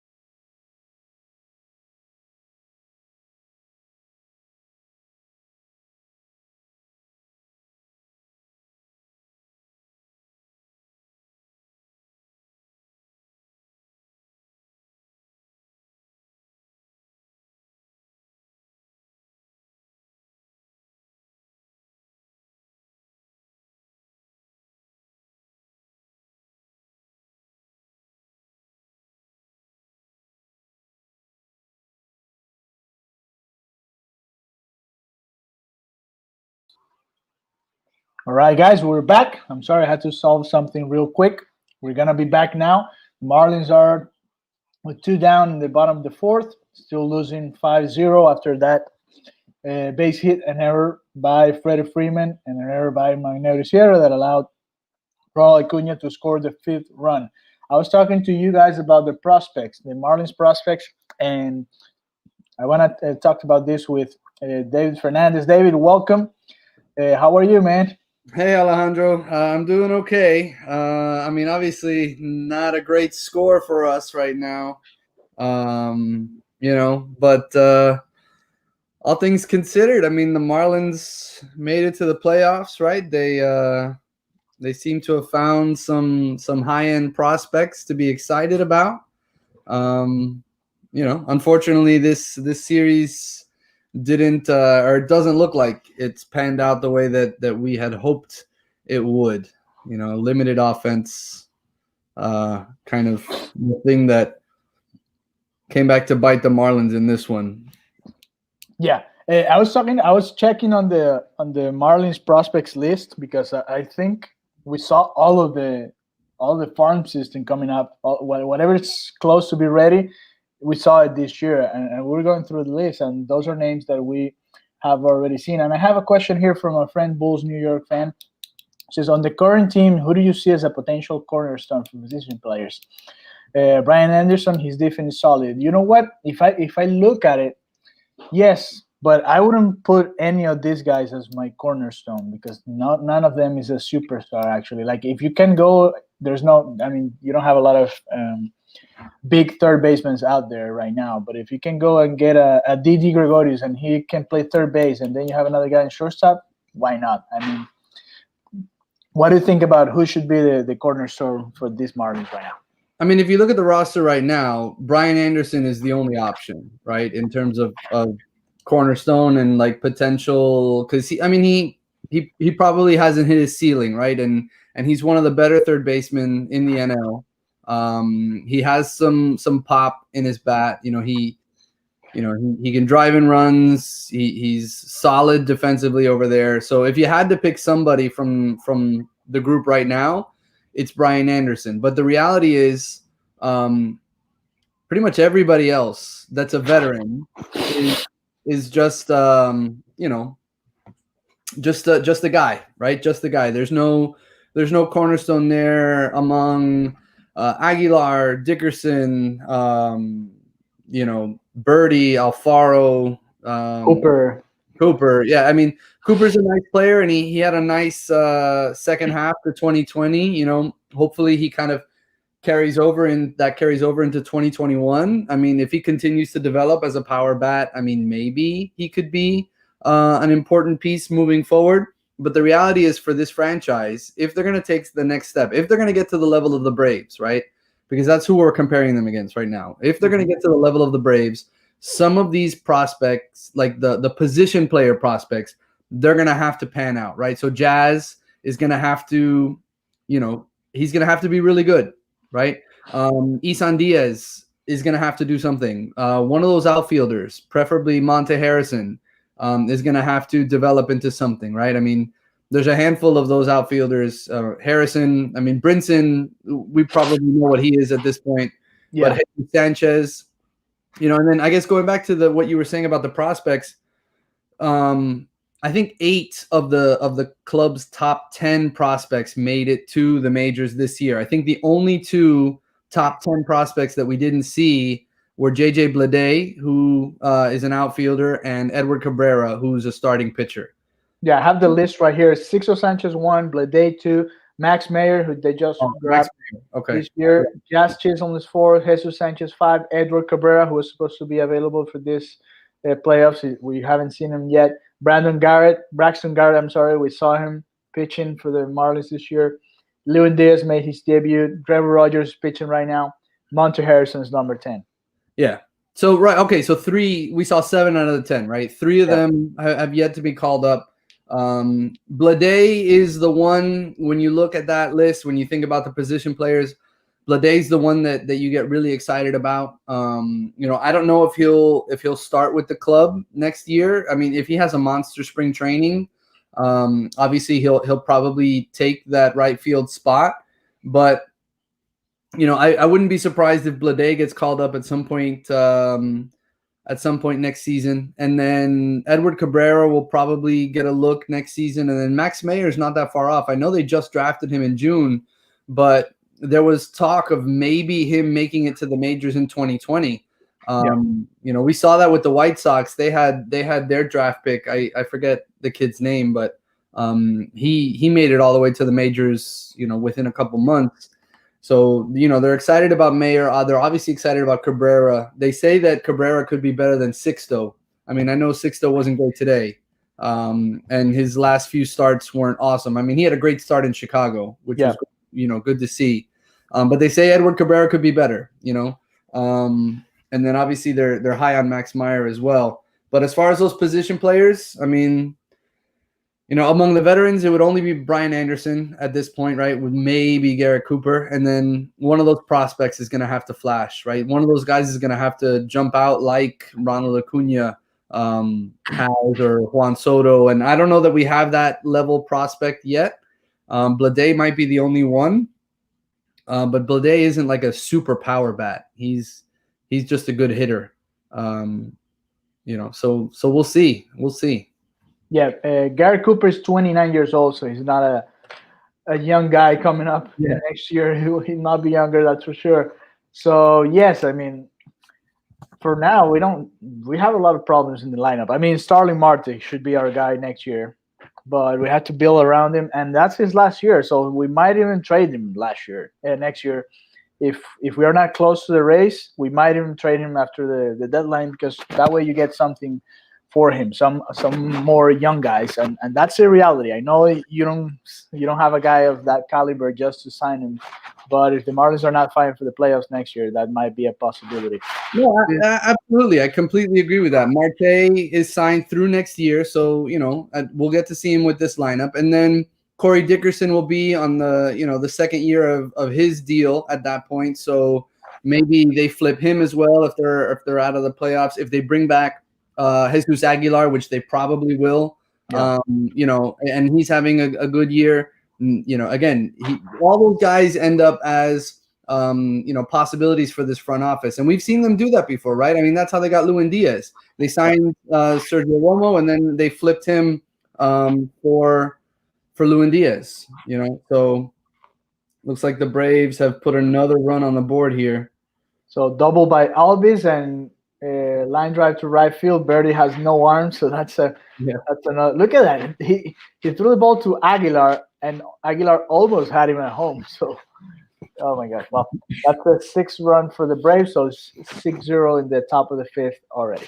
Yeah, I mean, you wonder. You mentioned Birdie has no arm out there and right. I mean, I haven't been able to be on the Zoom calls because they've been early and I've been teaching and stuff like that. So I've missed a lot of the pregame stuff that I had access to prior. So I've missed a lot of Mattingly's talk here, but it seems like he went with Jazz and put Birdie in right field just to have speed and energy in the lineup. But yeah, I mean, Birdie's fast. He's really fast, but he can't be your right fielder in a playoff game. Yeah, I don't know why. I mean, they haven't been moving Anderson to right this year, but it could have been good having Birdie in third and then Anderson in right field. He's played it before, but I guess they're not doing that anymore. And I mean, that's respectable, but that's what I would have done, because Brian Anderson showed that he can play right field, and that's another option. Look, if the Marlins cannot get an outfielder that can hit, you can move Brian Anderson and trying to bring an infielder that can hit. That's another option there. You have to do something and trying to get more production into this lineup. Yeah, I think there's a couple spots in the lineup where they're going to look to upgrade. Right? So we talked about this a little bit the other day, but catcher. I mean, I know that he put Alfaro in. I would have started Alfaro today. Me too. Yeah, he had. I think he was 4 for 4 against Kyle Wright with a couple of homers, so he had experience against Kyle Wright. I understand the argument of Wallach being the better defender and being good with the pitching staff and all that stuff, but I mean, this offense is dead. They haven't scored a run in. I mean, we're going on probably 15 innings at this point. 15, 16 innings. So they needed something. He tried it with Jazz, but again, Jazz is a rookie. It's nice to see Jazz get in there and get some experience. I would like him at this point. I mean, this game is getting away from them, obviously, down 6-0. I would like him to just start subbing in all of the young guys. I mean, put down these veterans, get Monte Harrison some at bats in the playoffs. It was weird that he went. I mean, obviously he was going with the lineup that he thought would win or give them the chance to win, right? And there are clear holes in this lineup. But if you think about the lineup moving forward, you probably want to upgrade at catcher because they don't seem to be sold on Alfaro unless he's injured or he's hampered in some way and they don't want to reveal it. Yeah, I mean that's always a possibility. But if look at a catcher, right? JT Realmuto's out there, right? We talked about it because he's going to be a free agent. So I said, why not bring him? He's the best catcher in the market. The thing there for him obviously will be he's going to want a boatload of money, right? Yeah. And we don't know if the Marlins are ready to invest big money on a free agent yet, but they might at this point. I mean, with this pitching staff, with the potential of this group, we definitely want a frontline catcher for them, right? But even if they don't get Realmuto, I mean, you think at like James McCann is another option at catcher that would be interesting, And then beyond that, there are real questions at second base. Birdie cannot be your starting second baseman if you're a playoff team. Birdie is a super utility guy off the bench. Yeah. Oh boy. Oh, the Minute Maid Park held it for a second. Duvall hit a bomb, and they are up 7-0 now. But he hit the top of the wall out there and left. The Braves are up 7-0 at this point. But yeah, so upgraded catcher would be my guess. I would look into maybe a second baseman or another middle infielder. You could always move Rojas around a little bit. Yeah. But you give Ethan a chance to win the job at second base. You give Jazz Chisholm the chance. But if they have the opportunity to get a major player there at second, that would be nice. And then I know that we have a ton of outfielders, but none of them have like separated themselves or proved themselves in any meaningful way. So I would think there's a hole out there in right field as well. I mean, Marte is going to be in center. They paid Dickerson, so he's going to be in left field for next year. I would look into maybe bringing in a power bat. This lineup needs professional hitters and power bats in order to take that next step. Well, Marcelo Zuna is a free agent. DJ LeMahieu is a free agent. Marcus Semien is a free agent. George Springer is a free agent. Realmuto is a free agent, like we talked. Let me see who else. Didi Gregorius is a free agent. None of them are very young, but they're still good hitters. They can give you a couple of years. And in hitters, I think that would be it. Yeah, Simmons, Cruz, it's a free agent, but he might just sign with the Twins again. Yeah. Jock Peterson, 28 years old. Michael Brantley. I mean, there are not a lot of options either. It's just those first guys that we mentioned, and that's about it. Yeah, and listen, there's going to be a ton of competition for those guys, right? So it becomes a spot where you wonder at what point in this rebuild does the franchise feel like you feel like maybe they accelerated the timeline a little bit, right? They weren't supposed to compete for a playoff spot this year, and they did. I know people say, "Oh, it's because they expanded the playoffs, and that's the only reason the Marlins got in." They had the same record as what they would have been tied for the last wild card spot, right? So they would have had a game in a regular season, like in a 162 game season. Had the Marlins tied for the final playoff spot, they would have had the opportunity to play for that spot, right? But so you wonder like how far along the real sort of winning was supposed to start next season for them. But they seem to have accelerated the timeline a little bit. The key is the lineup has to catch up with the pitching because we have a frontline starter in Sandy. We have a solid number 2 starter in Pablo Lopez. Sixto can develop into something great as well. He still needs time. He's 22. And then behind him, I mean, you've got guys like Edward Cabrera and then the kid who's on the mound right now, Trevor Rogers. I mean, You know, he had just come up from Double-A, so he needs a little bit more seasoning, a little more development. Same thing with Braxton Garrett. You know, so the pitching talent seems to be there. It's just a matter of filling out the lineup, which is sort of the Achilles heel with this group. You know, and down 7-0. I mean, if the score was flipped against this Braves lineup, I wouldn't necessarily feel super comfortable because the Braves can put up a ton of runs, right? Right. But the Marlins, I mean, 7 runs right now in what, 5 innings, I guess. That feels almost like an impossible task for this unit, just based on what they've done over the last couple games. Yeah. Oh man, it's been a rough game for the Marlins. Too bad because it was after that bases loaded, no outs jam that Sixto Sanchez got himself into, and then when he got out, I said, well, you know what, this might be the game that the Marlins react and come back and get him. But they missed a couple of opportunities with runners on, and then it just went downhill from there. Gabriel says these outfielders seem out of Marlins price range, and that's true. I mean, the Marlins, I don't know if they're willing to pay a lot of money right now to bring in one guy, knowing that they might not be actually contending for a title right now. You know? Yeah, probably not. Yeah, Marlins bring back Realmuto and Ozuna and keep all the prospects. Chess, not checkers. That would be nice, Randy. I would be fine with that because Ozuna, you know, he's a solid bat in the middle of that lineup.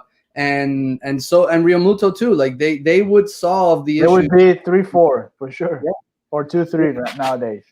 Yeah, they would solve the issues with this lineup, and that would buy, you know, some of the outfield prospects a little bit more time, right? Because you would have Ozuna, Marte, and Dickerson, and then probably either Brinson or Joyce, I would guess, on the bench. You know, I mean, Ozuna can play DH, right? Yes, he's not a good outfielder, and he doesn't have an arm anymore, so he might be just a DH for the rest of his career.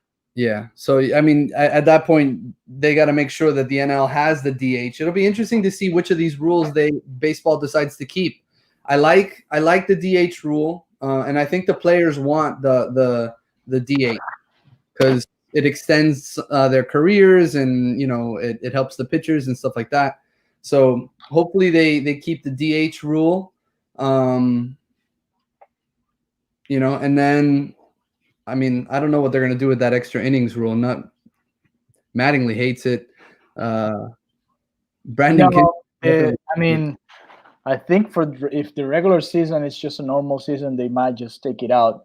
But in the future, I'm sure they're gonna bring it back maybe for the 14th inning or the 12th inning or something because they need to cut those games out a little bit. David, I'm going to leave for like 20 minutes, but I'll be back to you in a second, all right? All right. You're in charge right now. Yeah, I mean, we'll see how it goes moving forward. I mean, 7-0 in the 5th is less than ideal for the Marlins, that's for sure. You know, obviously a disappointing effort, but you know, as Marlins fans, obviously you got to be excited with the trajectory of this team, the trajectory of this franchise. I mean, this is going to be the first postseason loss. I mean, I'm sure that's what most people are going to dwell on. Oh, this is the first series they've ever lost. I mean, they've only been in. This is the 3rd time they've ever been in the playoffs, right? So, but if you look at what they have coming, if some of those hitters can get going, then this is going to be a formidable group moving forward. And if you look at the NL East, obviously the Braves are sitting on top of the NL East, and they're likely to be there for the foreseeable future, considering their young arms and their young lineup. But right now, I mean, the Mets are in shambles. The Nationals had a down season coming off the World Series, and some of their pitchers are getting up there in years. And then the Phillies, we saw the issues that they had with their bullpen, and their starting pitching lacked depth beyond, 1 and 2 beyond Nola and Wheeler. So, the Marlins are going to be competitive in this division moving forward for the foreseeable future. But the key is really to get some of these bats going, to get some of these young bats to take the next step, to make the leap, right? And when you think about who they have and who's available to them, I mean, you're hoping that Lewin Diaz can take over at first base and be, a gap hitter with some power from the left side.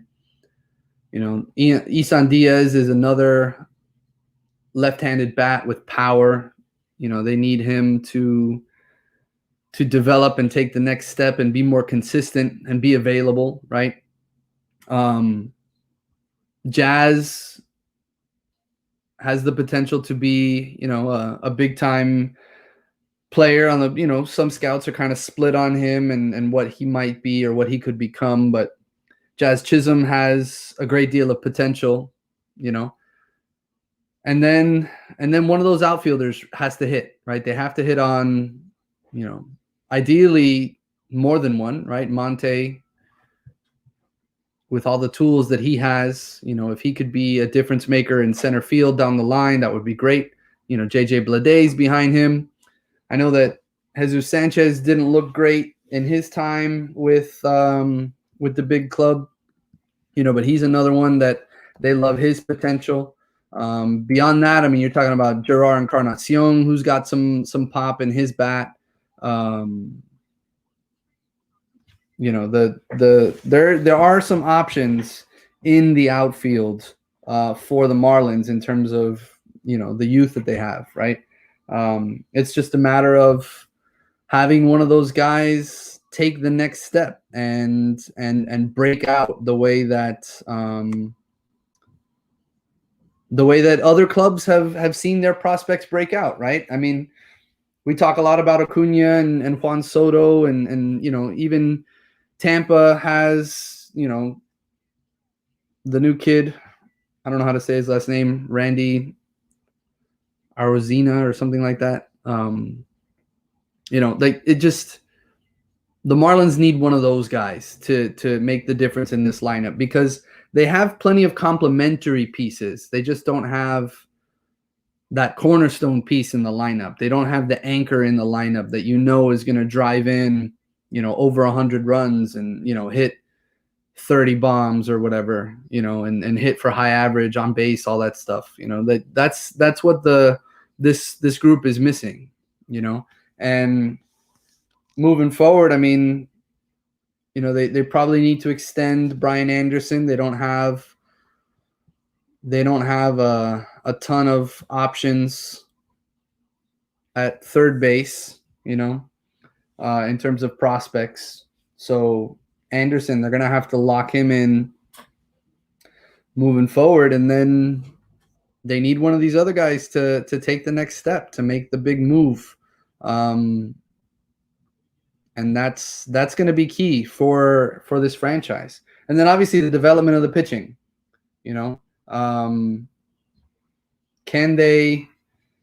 can these young arms that they have, can they develop them into frontline starters? Because if they can do that, then maybe they start to flip some of these prospects for established major leaguers, right? Not that I think that they're at that level yet, but when you have the spoils that they have in terms of pitching talent, potential pitching talent, you can turn around and use a guy like Zach Gallen and flip him for a prospect for a position of need in Jazz Chisholm. That's what they did that for. They took Gallen and they flipped him for Jazz because, again, they didn't have a ton of near major league ready shortstop prospects, right? And Rojas, who's been great, he came up as a utility guy. He's turned into a legitimate everyday major leaguer, but they didn't have anybody behind him. So they went out and got Jazz Chisholm. And so now it's important that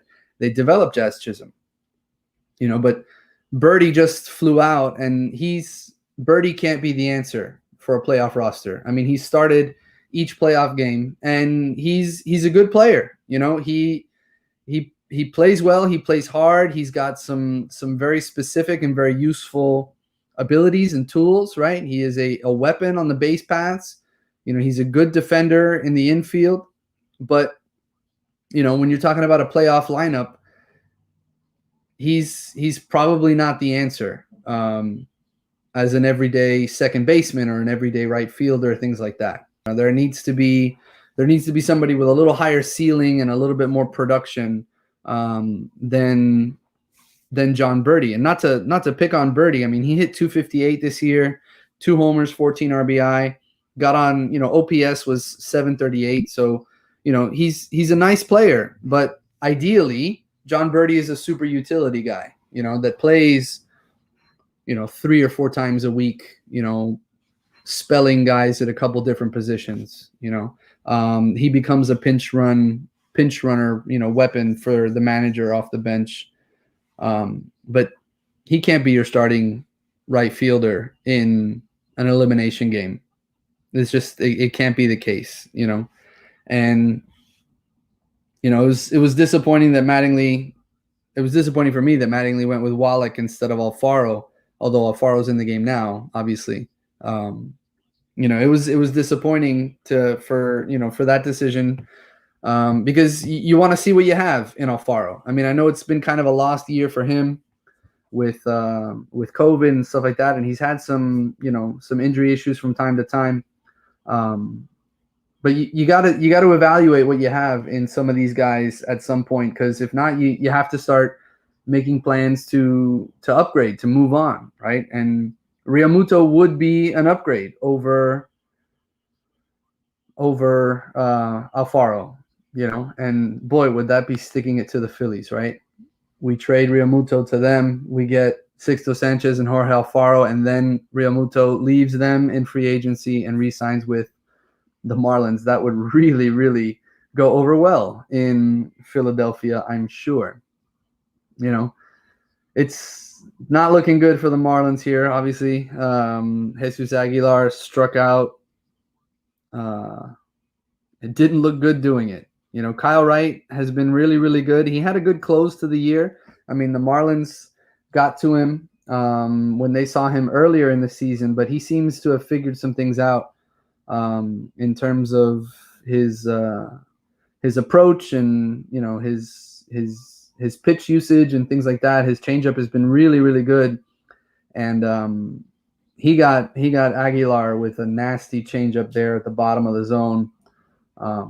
So he's been pretty good for them, at least towards the end of this season.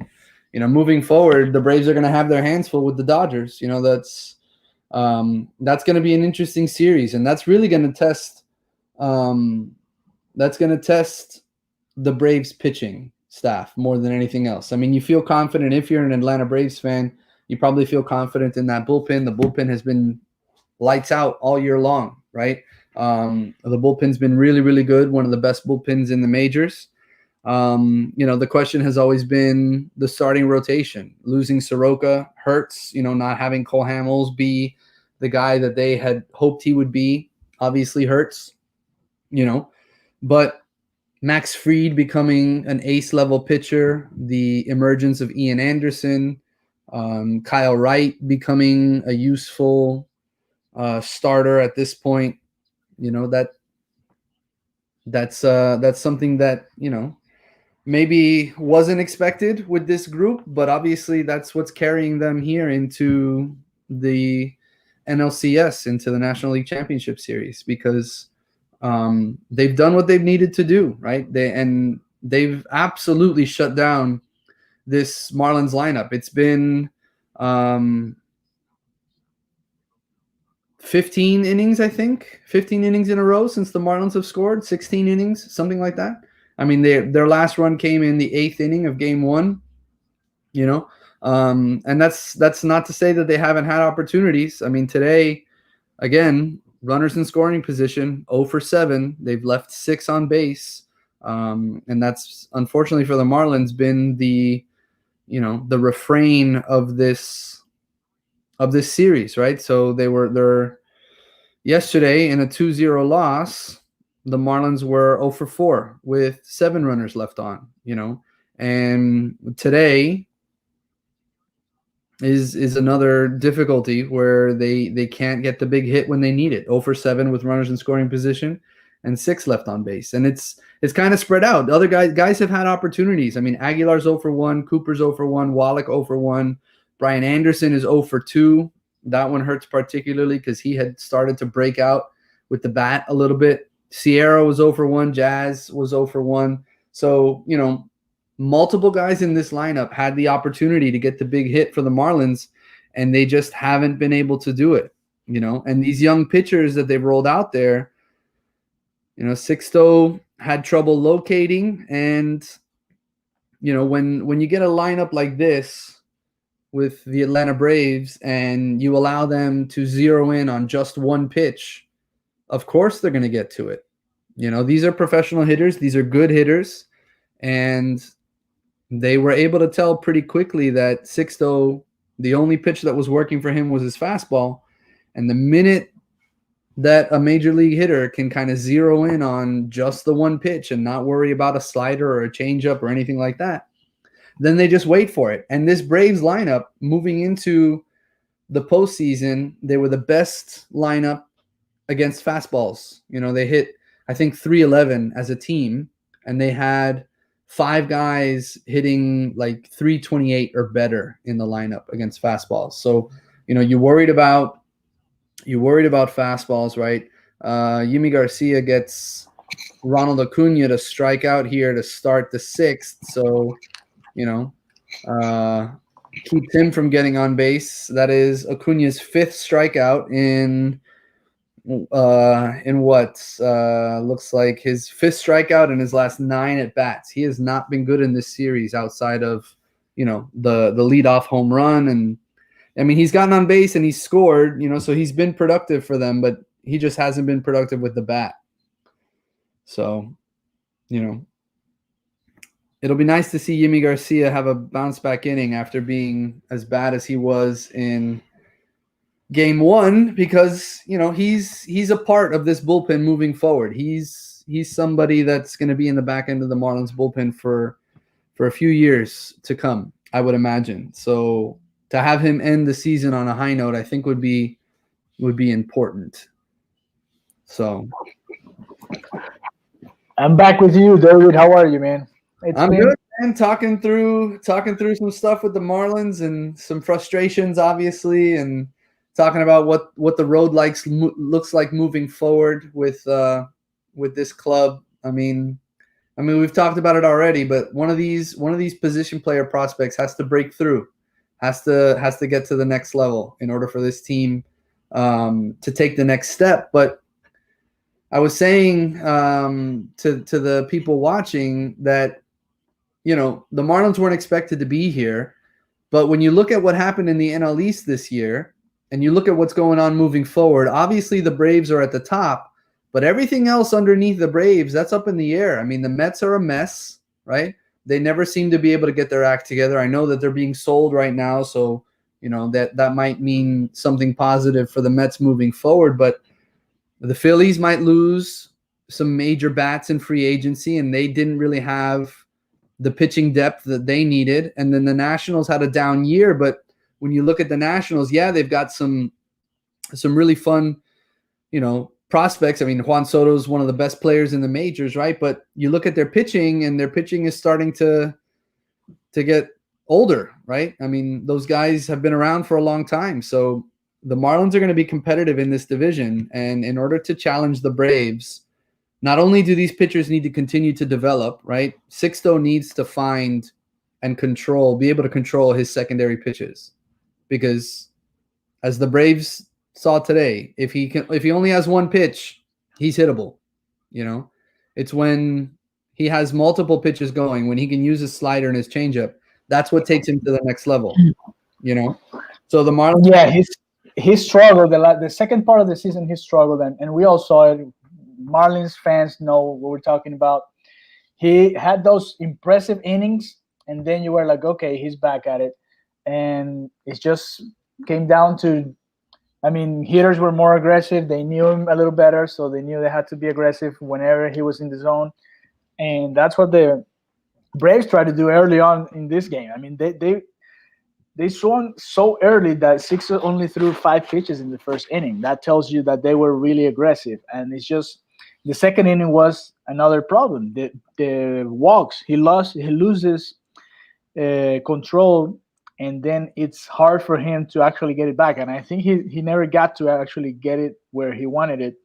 And you in this league, you need to command the pitches because hitters are hitting 100 miles an hour almost every game. And Freddie Freeman was talking about it before the game. He's like, yeah, yesterday we faced 94, and that guy got us because Pablo Lopez got a good job, did a good job. But we faced 98, 99, 100 the first day, and we're facing 100 today again. So they're used to it. It's not a surprise anymore. Of course, it's important to throw so hard, but you need location. That's the game. Yeah, I mean that's the key, right? He's got the fastball. Everybody's seen the fastball, and the fastball is amazing. He needs to be able to throw his slider for a strike, and he needs to be able to throw that changeup for a strike. Because if he can't do that, then we see what happened today, right? The Braves were able to zero in on just the one pitch, and if he's only throwing one pitch for a strike, you wait for that pitch or you take first base. So for the Marlins, I mean, he's got to develop that. You probably have you're saying something similar for Trevor Rogers and Braxton Garrett. I mean, I don't know that either of those guys, are in the starting rotation next year, Rogers or Garrett. I think both of them need more time in the minors. I would imagine Sixto stays in the rotation moving forward. But with the injury to Jose Urena, who was the 4th or 5th starter this year, and the fact that he's a free agent, he wasn't great as a Marlin. Maybe they bring him back, but I wouldn't be surprised if they move on from him. But I think this pitching staff, I think one of the things, I know we talked a lot about the position player upgrades. They do need to upgrade in the lineup, but I think they could use another veteran starting pitcher to bridge the gap, to give some of these guys a little bit more time, because Rogers needs a little bit more time. Garrett needs a little bit more time. We haven't seen Cabrera yet. We haven't seen Max Meyer. So, they need time to develop, So I would be interested to see if the Marlins could bring in another veteran starter to kind of help bridge that gap. I don't know if Jose Urena is going to be that veteran starter. Let's go and check what's available in the free agency, because they can still do a lot of training around if they want to get to that point. But pitchers available next year, of course, Trevor Bauer is going to get a lot of money. Not here in Miami. That would be. They signed Trevor Bauer and JT Realmuto. That would be crazy. That would be crazy. Yes. Okay, let me see starters. I don't see a lot of starters available. Tanaka is available. Tejan Walker, Mike Minor, Robbie Ray. That could be interesting. Yeah. He's 20 years old. He could be a good piece for the Marlins. Jake Odorizzi, 31 years old. Jose Quintana, who's with the Cubs, or who was with the Cubs this year. Those are your veteran arms available. James Paxton is going to be a free agent too. It might have to be one of those under the radar guys. When they signed Brad Boxberger this year, they had Marlins fans even. I mean, that was a shot in the dark, right? Like nobody knew very much about him. I mean, we knew that he was successful a few years ago, but coming off a couple down years, he was available. It's probably going to have to be somebody like that. Yamamoto doesn't seem like he's a major league starter. He got some starts this year or whatever, but he kind of fell apart. I mean, maybe with an off season and a full spring training, he regains his form. But I do think when you start thinking about what the next step is for this club, they probably want to upgrade a catcher. They want to maybe look at second base, maybe a right fielder. But I also think that they probably need a veteran starter to help bridge the gap. It doesn't have to be a frontline starter, because I feel like the Marlins have, 1 and 2 locked down with Sandy and with Pablo. But, a 3, 4, or 5 guy, that's going to give them solid innings. It's going to give them, just buy time for the prospects. Buy time for the prospects because they do need a little bit more time. Yeah, I mean, yeah, you don't want to rush him. You want to compete, but you don't want to rush him at the same time, right? It's that moment of the rebuilding when you're like, okay, we're getting better, but it's not. Let's not get too crazy right now. It's not like you're gonna sign one guy and that's it in order to make a title run. Look at what the Braves did. I mean, they trusted the young guys. Of course, we don't have an Ozzy Albies or we don't have a Ronald Acuna, but look at what Austin Riley is doing for them this year. He's supposed to hit the ball very well, and he's hitting ninth hole this year because he hasn't had that good of a season. But when you look around, you have Marcelo Zuna. They brought him in free agency. Travis Ornat brought him too. Duval, that was a trade. Who else? Markakis. I mean, he's been with them for a lot of years, but he was signed as well. So those are the type of moves that you need also to build a competitive team. Yeah. Yimi Garcia is having some trouble in this inning. I mean, it looked that the trainer went out there a little earlier, and now there was a balk, and he just moved. So the Braves have a couple guys in scoring position now for Ozzy Albies, but he something's going on with Yimi here today. It's this series has been kind of a mess for him. It's too bad because he was so good during the year. Yeah, this is the thing with this short series, right? You had the chance to punch in game one, and that was maybe the only chance that the Marlins actually had. That was the only time the Marlins were on top of the Braves in the series. After that, it's been all downhill. Yeah. I mean, he got Albies to pop up to end the inning, so you like to see that for him and for his confidence moving forward. But yeah, I mean, you look back at this series, the Marlins had their opportunities in game one, and then they even had their opportunities in game two. I mean, they lost 2-0. Great pitching performance from Pablo Lopez. But they went, what was it, 0 for 6, I guess, with or 0 for 4 with runners in scoring position with 6 left on base. I mean, they've been terrible in that way again today. Yeah. That's where you really see the weakness of this team with the lineup and how it's so inconsistent. I mean, they got big hits, right, throughout the year, and those big hits help them get here. But the inconsistency of it's caught up with them against a really good team in the Atlanta Braves. It's too bad. Too bad, because it would have been nice for them to, make this a little bit more competitive. I thought they would. I didn't think they were going to get swept. I thought maybe it would go the distance, or maybe the Braves would win in 4. Yeah, especially with our 3 guys pitching. Yeah. I guess the surprise was the first game, right? How they got to Alcantara at some point and then to the bullpen. Yeah.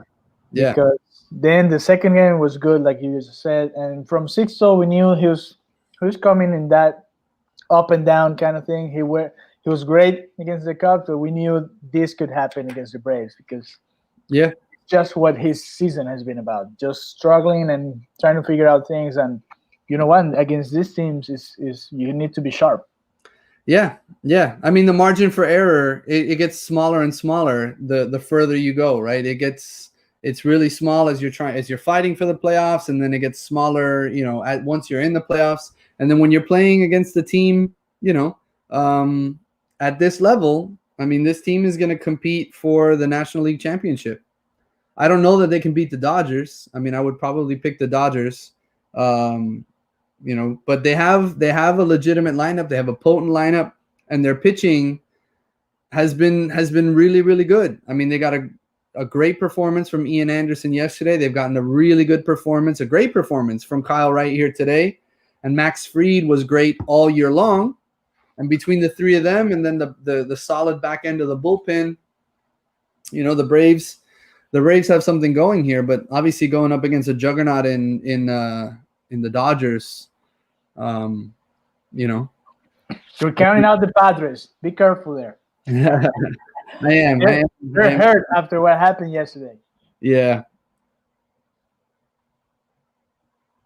I mean,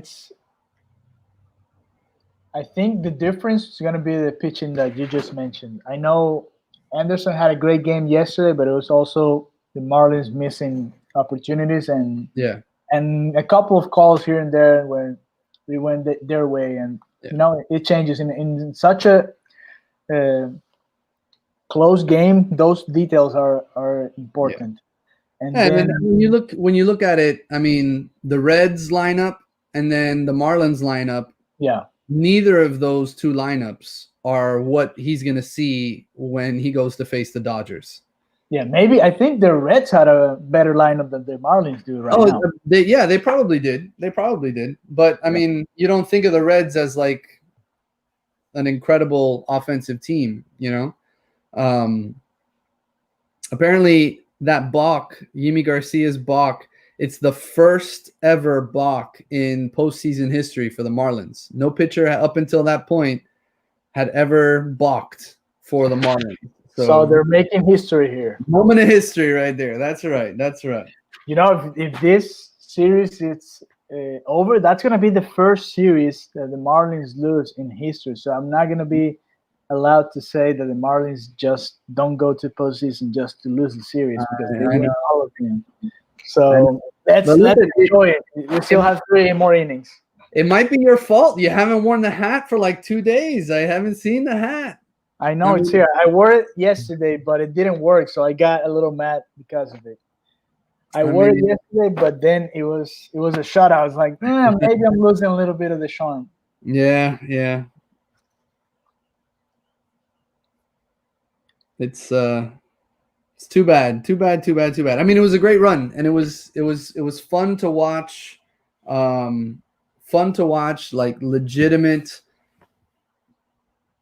baseball, like important baseball late in the season. I mean, I know it was only a 60-game season, but every game was important, and the Marlins have a solid fan base and a growing fan base. And I think, once everything gets back to something closer to normal and people can start going to ball games again, I think the community will start to embrace this club because there's some fun players with this group.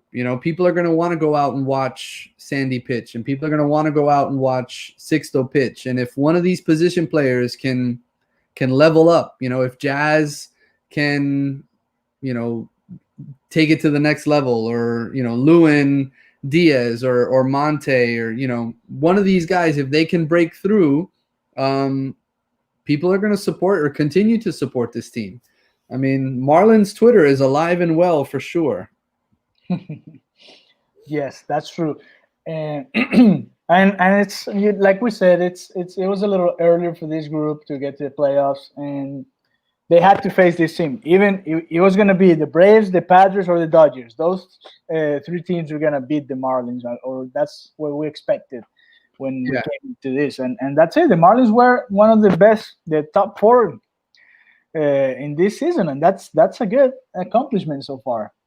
Yeah, I see Gabriel just put a comment that he still hasn't received his Marlins playoff merch. I'm right there with you, dude. I bought the shirt when they clinched, and it's still not here. So they're going to have been eliminated from the playoffs unless some sort of miracle happens here this afternoon, which I would gladly take. But unless some sort of miracle happens here, I will have also not received my playoff shirt before the playoffs were over. The thing is, we need Steve Bartman, but we don't have fans in the field today, so that makes it a little harder for us. That would be something else, right? If the Marlins could walk off this game, that would be wild. I did get my Air Rojas shirt. I haven't worn it yet, but I got the Air Rojas shirt. There you go. From the Breaking Tea. So show it again. The Rojas one. So this one will definitely be worn at Marlins Park. Hopefully, at some point soon. If I would have had this in Game 1, I definitely would have been strutting around after he hit that bomb. But we'll see. Marlins offense going down in a whimper today. I mean, if they don't get a run here today, that means they would have gone 19 innings in a row without having scored to end their season. That's really bad. Really, really bad. So hopefully the Marlins can push across a couple runs here late just to make it a little bit more interesting and fun to watch. But this offense has gone it's not dormant anymore. This offense is dead. There's no life to this offense right now.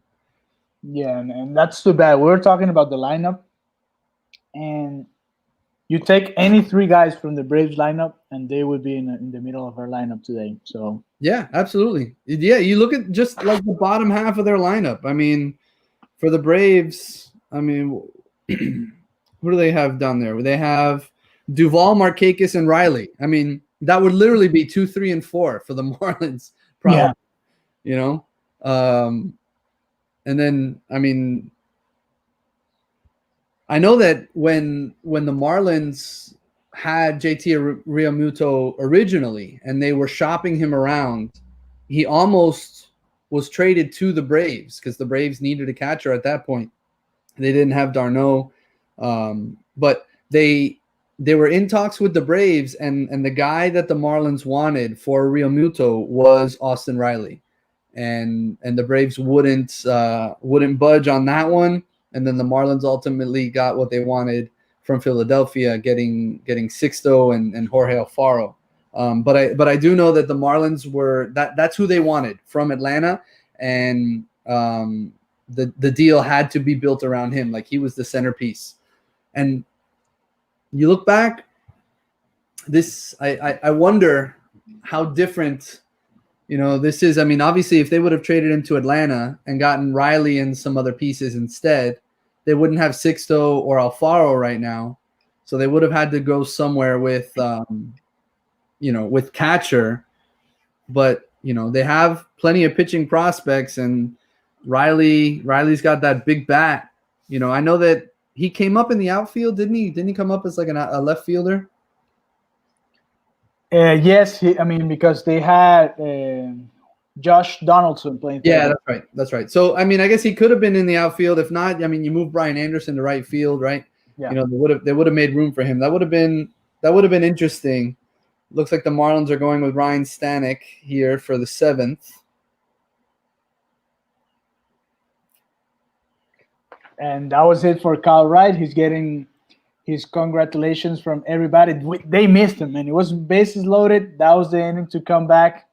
It was right after the 4-run inning the Braves had. And they just missed that opportunity, and that's what happened.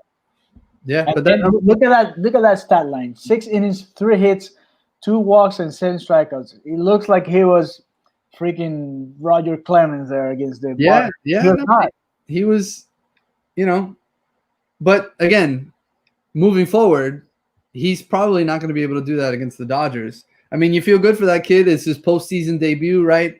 You feel happy for him, especially because he had struggled during the year. I think they sent him down to their alternate training site at one point late in the year so that he can work on some stuff.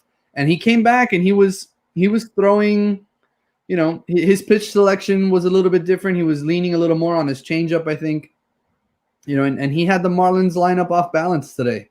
And if the Marlins win this one, like if they were able to touch him up, the series probably feels really different going into tomorrow, right? Because then there's a big question mark for the Braves after Kyle Wright. Like, who would have started tomorrow for them? We're never going to know that unless the Marlins put on one hell of a comeback here, which would be fun to watch. Don't get me wrong.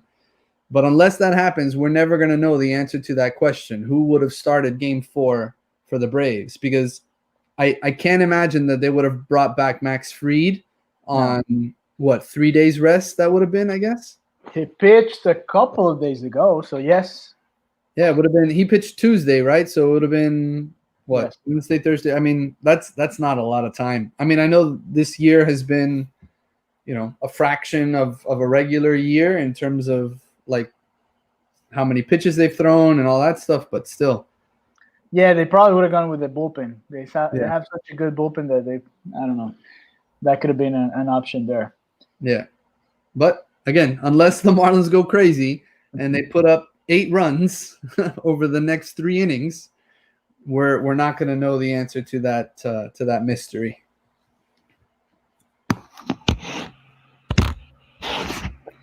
Too bad, though.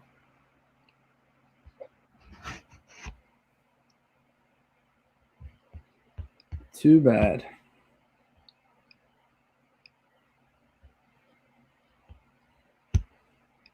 I wonder if, some of the choices that Mattingly has made in this series affects his potential Manager of the Year award. Well, it shouldn't, because they should have voted already, right? Yeah, I hope so. But he's made some interesting choices here. You wonder, you look back, you think about leaving Sandy out there in game 1. To start, what was it, the 6th or the 7th inning, I think. The 7th inning, yeah. Yeah, and then not going to Alfaro when he had the opportunity. And then today with the lineup, the lineup today was weird. It didn't feel like a playoff lineup today. Yeah, that was his do or die lineup, and we were like, well, okay.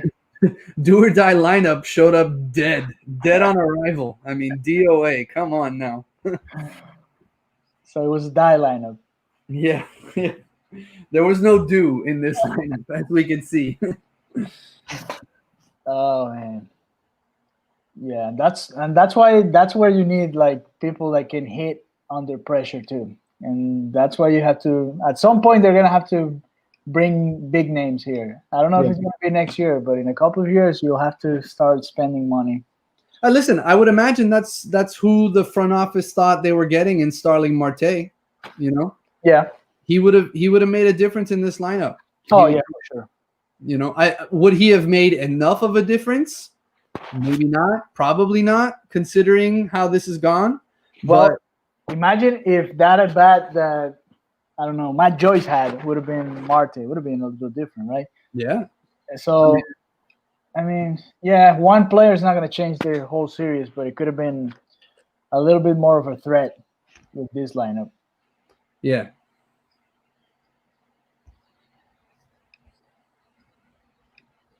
Yeah, and then again, moving forward, if they want to get back to the playoffs a year from now, and it's obviously not going to be easy because there are some good teams in the National League.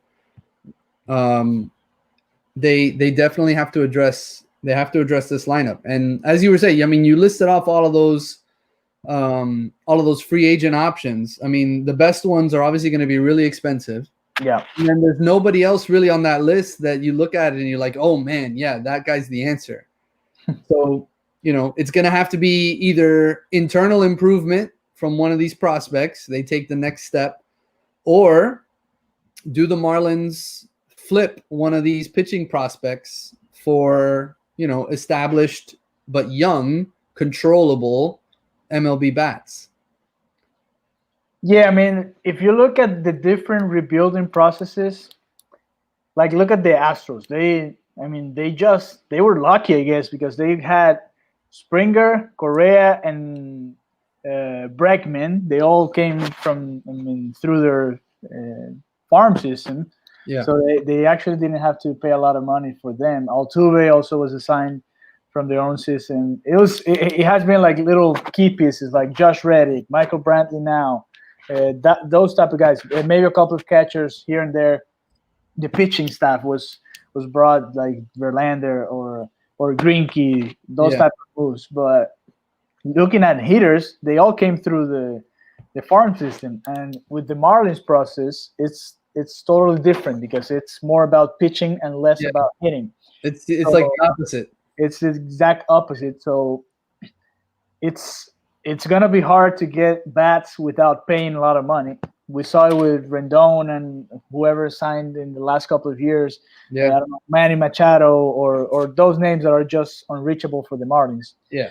So you're gonna have to go with the second type of guys, and you're not sure they can still hit at the same level. So it's hard because if you want to spend money, you might have to pick one guy, trying to go for that guy, and then try to build around him, and it's hard. It is hard, and you look at, I mean, the Marlins have some history. I mean, obviously not this ownership group, right? But they gave Giancarlo Stanton that monster contract. Yeah.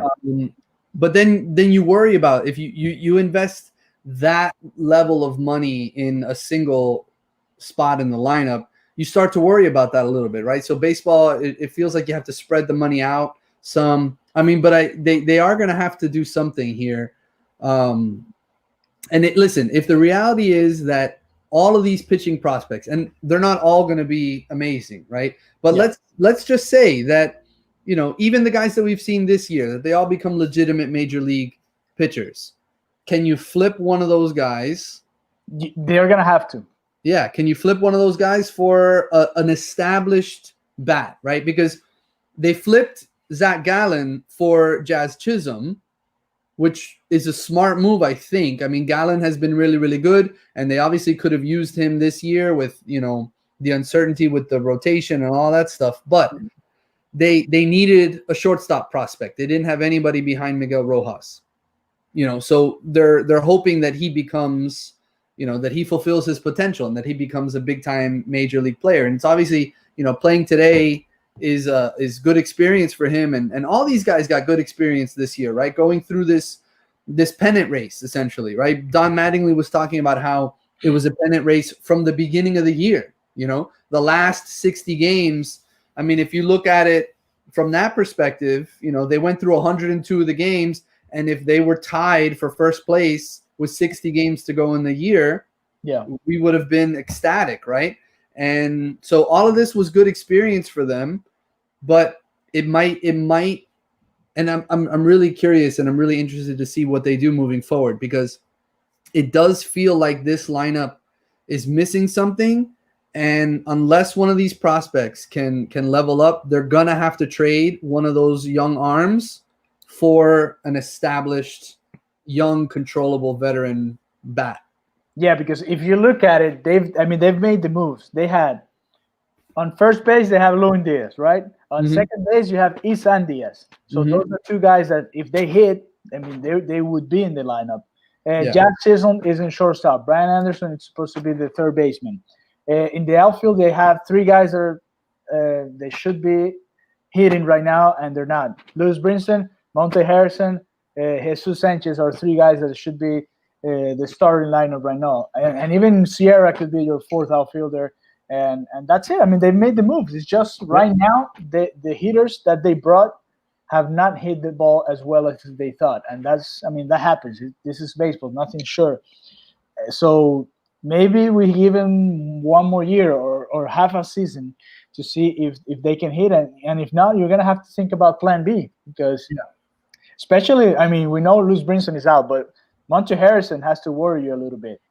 Let's see what he can do. Isan Diaz the same. Let's see if he can actually hit in the majors. And like that, you have so many examples. Even Jorge Alfaro, if he's going to be the catcher in the future, he has to start hitting right now. Because if not, we can bring any other guy, and it's going to be the same. Yeah, all those guys that you mentioned, they have to be in the majors, and then they have to prove that they can play in the majors, right? They're too old to be in the minors at this point. I mean, and you're right. If they, obviously spring training is going to be huge for them. And then, you know, the first half of the year, they're going to have to produce, and there's going to be some pressure there. And Monte Harrison specifically has some big holes in his approach at the plate, and he was exposed this year by major league pitching. So does he have the ability to adjust? You know, does Jesus Sanchez have the ability to adjust to major league pitching? Lewin Diaz, same thing. I mean, I know, you know, they had good at bats, and, you know, they got walks, and they have a good eye and things like that. But at some point, you have to produce. You have to get the hit. You have to, you know, drive in the run, all of that stuff. You know, having great patience and having a good eye is good and it's important, but at some point you got to put a ball in the gap. You got to get a double. You got to hit a homer. You got to do all that stuff. Yeah. We're not gonna live with base hits and stolen bases. It's not the '90s anymore. We need to hit the ball out of the park and doubles and all that exciting stuff. So it's Lewis Brinson taking an at bat here against Minter. AJ Minter, yeah. And then we'll see what happens. If you mix Brinson has a lot of problems with off-speed pitches, and then Harrison just swings through every high fastball that they throw at him. So if those two, if we combine them, maybe we get one good player, but none of those have been able to hit the ball. And Jesus Sanchez might get another chance next year. Isan Diaz, I mean, and listen, behind those guys, they have JJ Bleday, they have Gerard Encarnacion, they have Victor Mesa, who's a little further away, but still he's down there in the system. So they have young outfield talent. They just need to be able to take the next step. I mean, one of those guys needs to, he just needs to break through. Yeah. And you mentioned one another guy. You're talking about the younger Mesa, but the older Mesa, I mean, that was $5 million or $4 million, whatever they paid for him. That's also an important investment that didn't pan out or hasn't panned out yet. But he should be an outfielder close to the majors right now, and he doesn't look like it. Yeah. So I don't know if that was a scouting thing that went wrong there, or what happened, or just that the player couldn't perform here. But that's definitely something that you have to take into consideration when you talk about this rebuilding plan. I mean, Lewis Brinson was one of the top prospects for the Brewers. It's like what you were mentioning about Austin Riley. If the Braves traded Austin Riley to the Marlins and then he got here and didn't hit the ball, we were going to be saying the same about him. Yeah. But you make the moves, then you have to wait for the players to actually perform at this level, which is not something easy to do. Look at this. Lowest team ERA in the first 5 postseason games all time. The Braves are 0.96. Yeah. Between the best in the business. And that's thanks to the Reds, who couldn't hit a ball with the bases loaded a couple of times in the extra innings. And thanks to the Marlins, who couldn't hit the ball either way. Period. Yeah, just period. The Marlins couldn't hit the ball, period. Yeah, but especially because you don't have to hit grand slams every time you have the bases loaded, but at least one base hit or something. Yeah. I mean, it just never happened. So no, not in this series, unfortunately. They had their opportunities, and it'll be interesting to see how this Braves pitching staff, which has been so good over these 5 postseason games, it'll be interesting to see how good they can be against a lineup like the Dodgers lineup, because they're just like the Braves lineup. There aren't very many holes in that Dodgers lineup. Exactly. I mean,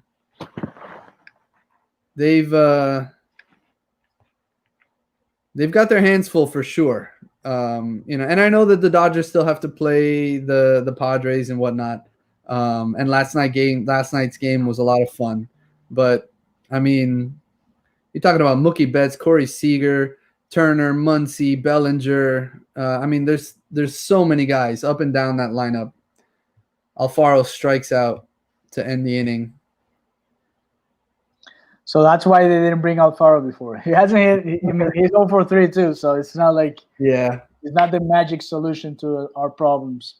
No, he's not. And the worst part about this is, I mean, obviously this game hasn't been competitive, right? And it hasn't been competitive for a little while. The Marlins had the opportunity to make it competitive, and they missed that opportunity. And then it kind of got away from them, right? So going through this season and going through the roller coaster ride that it was, right? The way that it, like the anticipation going into the year of hopefully being competitive, right?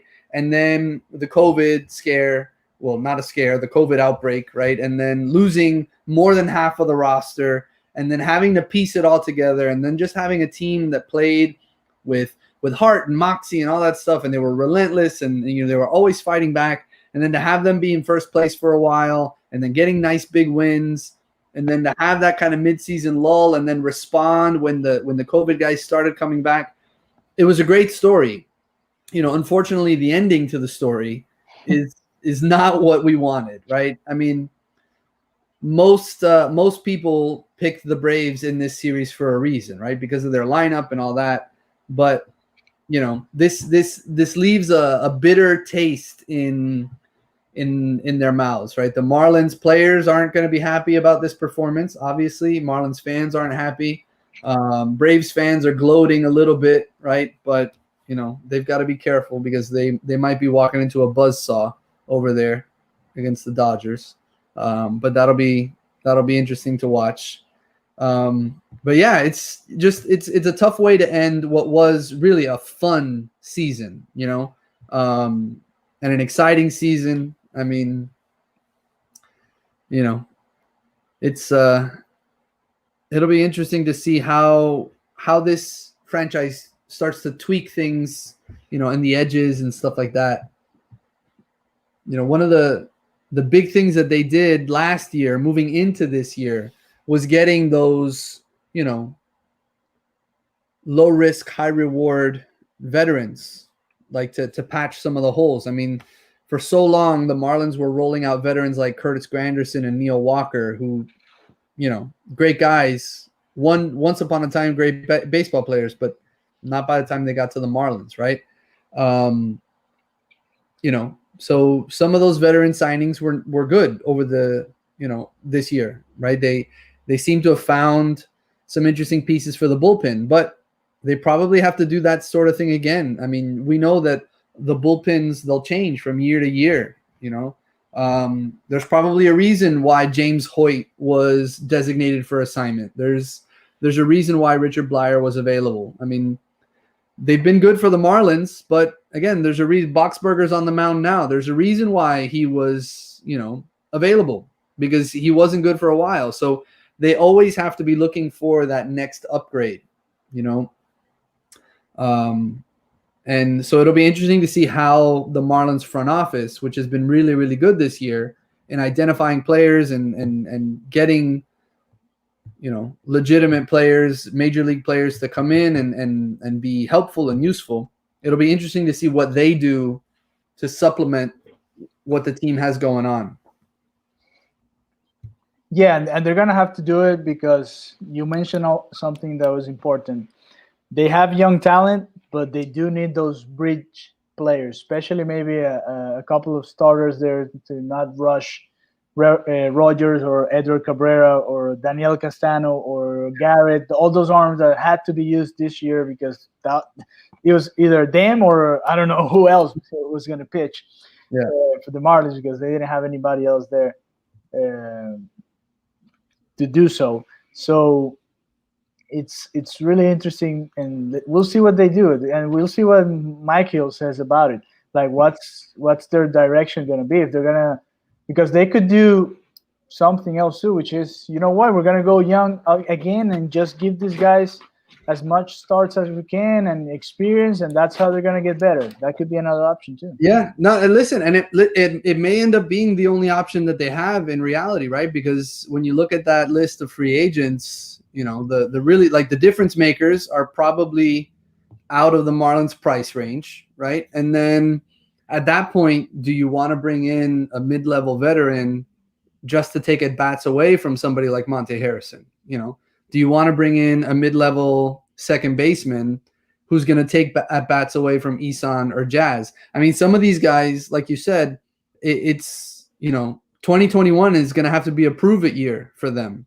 They're going to have to prove that they're major league players. And I think that list right now for the Marlins, I mean, they've got a lot of young talent, but some of that talent needs to prove that it's major league capable talent. I mean, Alfaro needs to prove it. Isan needs to prove it. Monte needs to prove it. Lewis Brinson, we probably have that answer already, unfortunately. So there's a handful of guys, Can Brian Anderson take the next step? Can he get to all-star level? Can he get to, can he up his power numbers a little bit?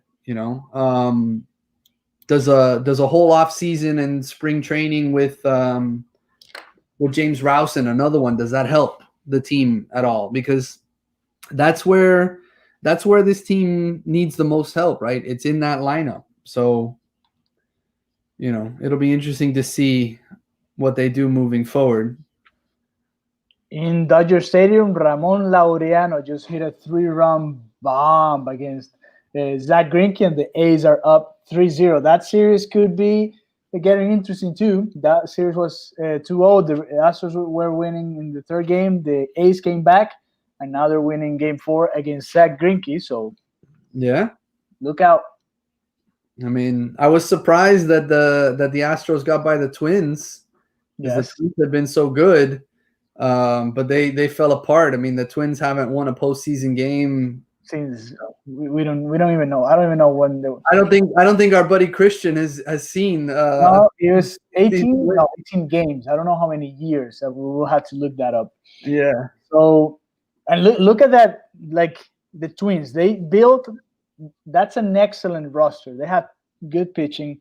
They have a solid lineup all through the lineup, and they just got swept. So that's the thing. You can build even the best team, and they can lose. Look at the Yankees, the Dodgers. None of those teams that we just mentioned have a title in the last couple of years. So it's a matter of good luck too, I guess, and being able to perform at those type of times. So Acuna just swung at a pitch, a 3-0 pitch. That would have been interesting, right? 3-0 pitch, 7-0 in the 8th. Good thing that he popped it up. Yeah, that would have been the end all bat flips. I mean, yeah. That would be backflip. That would have been the Marlins getting heated, and that would have been a fight, I'm sure. Yeah. I mean, listen, he's a great player, right? Don't get me wrong. Yeah, no. But for all of the shit that guy has talked, he had the one big hit and he has been productive, but he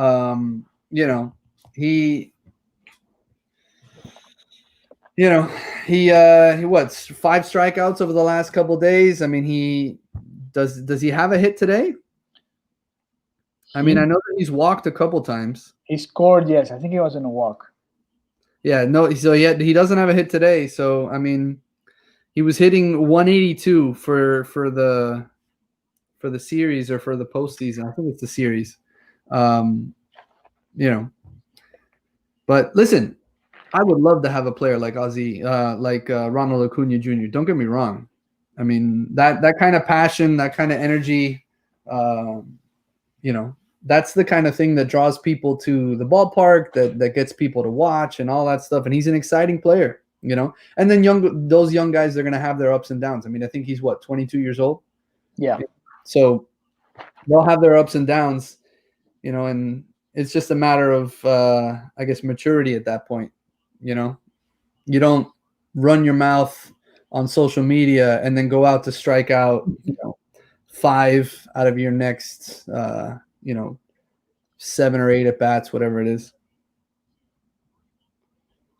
Yeah, I mean I guess that will come with time, but it's who he is at the end of the day. Because we back home in Venezuela, we always compare him and Gleyber Torres. They're kind of similar in their growth as players, and they're totally different in the way they behave inside and outside. Yeah. So it's a matter of personality. They're both great players, and they're just different in the way they behave. That's it. Yeah. Boxberger is in a little bit of trouble here.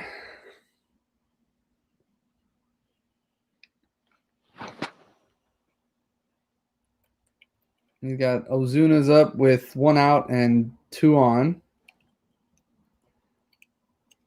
And he just got a gift from the umpire, who I think wants to go home already.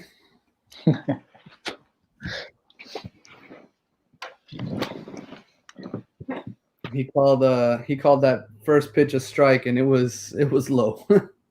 Well, it was low, but that was the same pitch that was called on Aguilar earlier. I think it wasn't. I think you were not here.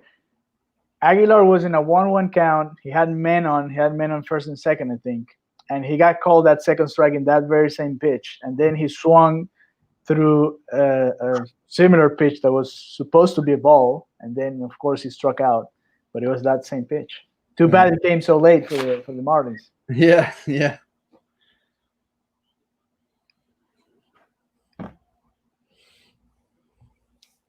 It'll be interesting to see where Ozuna ends up. I mean, he was really good with Atlanta this year, so I'm wondering if the Braves want to bring him back. I mean, he's only 29 years old, you know, so he's not super old. If the National League adopts the DH permanently, he definitely has a role in the National League. But it'll be interesting to see if the Braves decide to bring him back, and if they don't, you know, do the Marlins go after a guy like that, you know, with a proven bat for the middle of the lineup? I mean, the thing is, I think Ozuna wants a lot of money and probably a couple of years. So yeah. I don't know if the Marlins are going to be able to. It's a similar case to Real Muto, and I think I'd rather have Real Muto because he can play behind the plate. Ozuna is just going to be a hitter. Yeah, definitely. If given the choice between those two, definitely Real Muto. Yeah. So if both of them come for one last dance, that's fine too. That would be awesome. Listen, if they landed those two, this is a playoff team next year. I would imagine those two, and then you get one more starting pitcher, and I think this could be a playoff team. You know, obviously that's that's quite the wish, but why not? See. Yeah.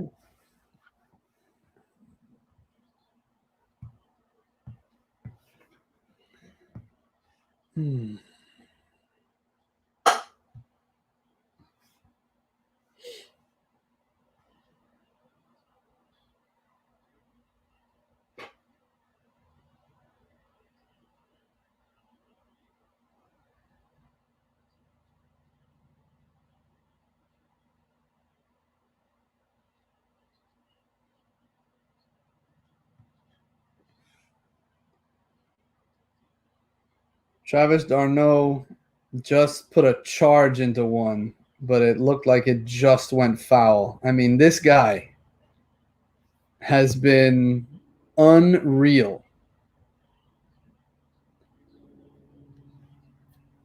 He's been so good for them, and he's killed the Marlins. He's Mike Piazza now. Yeah. It's crazy how, you know, some of these guys can go from, you know, nice play by Lewis Brinson to rob d'Arnaud of a hit. It's crazy how some of these guys can go from, like, you know, light hitting, you know, fringe MLB players. You know, I mean, he was released. I mean, the Mets got rid of him. The Dodgers had him for a second. The Rays had him. And then he just exploded with Atlanta this year. I mean, before this year, his highest batting average for the year was 268. You know, this year he hit 321. I mean, he had an OPS of 919. He was awesome for them this year.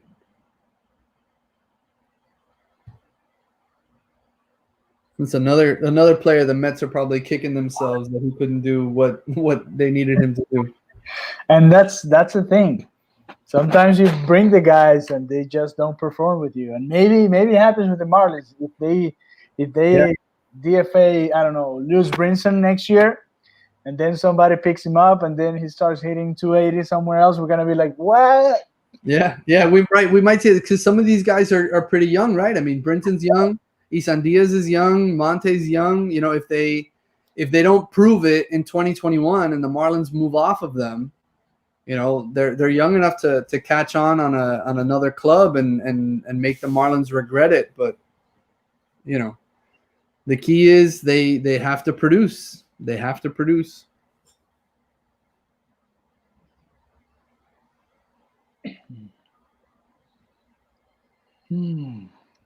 Oh man, this game has been so long. It's because they scored too early. If this happened in the 8th inning, that would have been better. So it's Jacob Webb coming for the 8th inning, the Marlins 8th inning. Hopefully, this is the inning for the comeback, right? 7 runs and back to the series. Yeah. Man. That would be wild if the Marlins scored 7 runs here. If they were able to walk off on this for this one, that would be wild. That would be wild, yes, sir.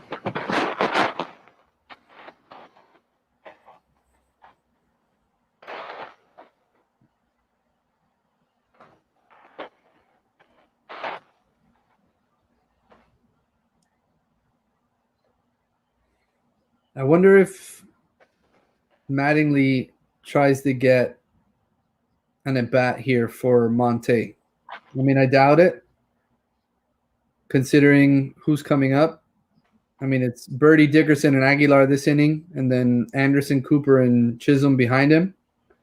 And Dickerson has 2 hits today, so I can't imagine he'll pull him. But it'd be nice to see one more Monte at bat here. Maybe he can do something, but I doubt we're gonna see it. Yeah, Monte is an exciting player. I mean, I got to see him a couple of years ago in spring training, and is that type of player. He could be, of course, he's not going to be an Acuna, but he has that type of feeling to him. He's fast, he's powerful, he can hit, he can run, he can field. It looked that way, at least at that point. And, well, hopefully he can get better next year. He could still do all of those things except hit. Like that's. I mean, he can still field. He can still run. He's still powerful. He's got a great arm, but he's got to show that he can hit at the major league level. Right.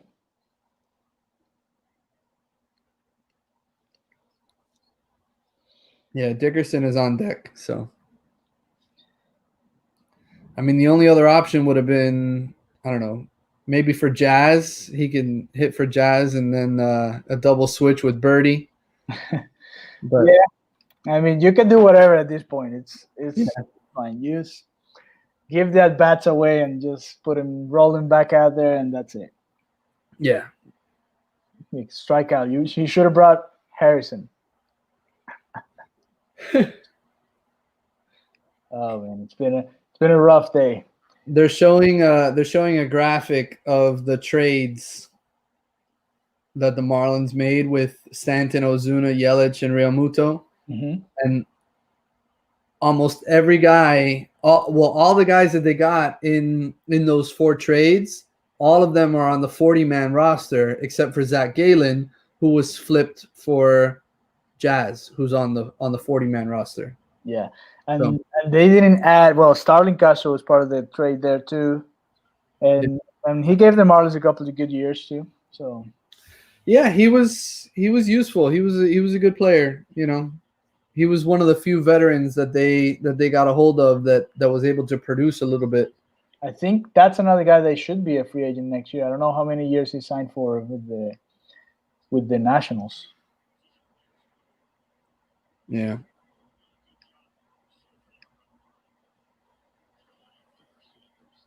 Dickerson with his 3rd hit of the day, padding his stats. Yeah, those are the type of hits that you're like, yeah, I hit 300 in the National League Division Series, but yeah, he got 3 hits in a 7-run loss. Yeah, he wasn't one of the ones though that had at bats with runners in scoring position. Well, yes, he was on, I guess. I think he was on base at those points. Yeah.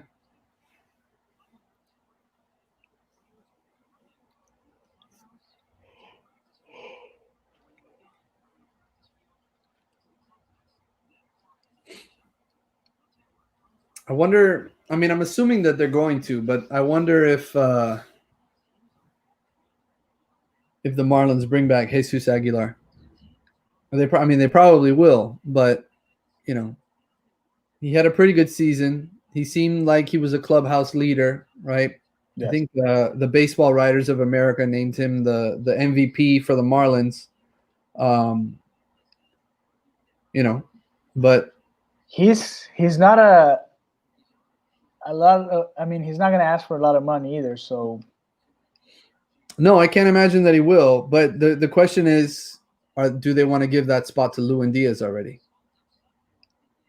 That could be, and I would understand perfectly that move, because unless you want to move Garrett Cooper to the outfield, definitely, and give Aguilar and Diaz that tandem on first base, that would be another thing. But yeah, I don't think they're going to move Cooper to the outfield. I mean, unless it just goes horribly wrong with all the outfield prospects that the Marlins have. You know, I don't think that. I think the days of Cooper and Anderson in right field are probably done. And they also have Ramirez coming back. He should get Right. another chance. Yeah. Yeah. He would have been a useful guy for them, a useful bat. But I don't know that he would have made the difference. I mean, between Marte and Harold Ramirez, do they have Ryan Anderson looked like he might have had a double there, but Adam Duvall tracked it down. So the Marlins remain scoreless. That is now 18 straight innings of no runs. That was a gap shot, man. It's just Duvall was playing left center field he was playing short field for some reason, and then he got away with it. Yep. Yeah, because if he pulls that ball down the line, that's a home run. Yeah. Yeah, in Minute Maid Park for sure. Yes.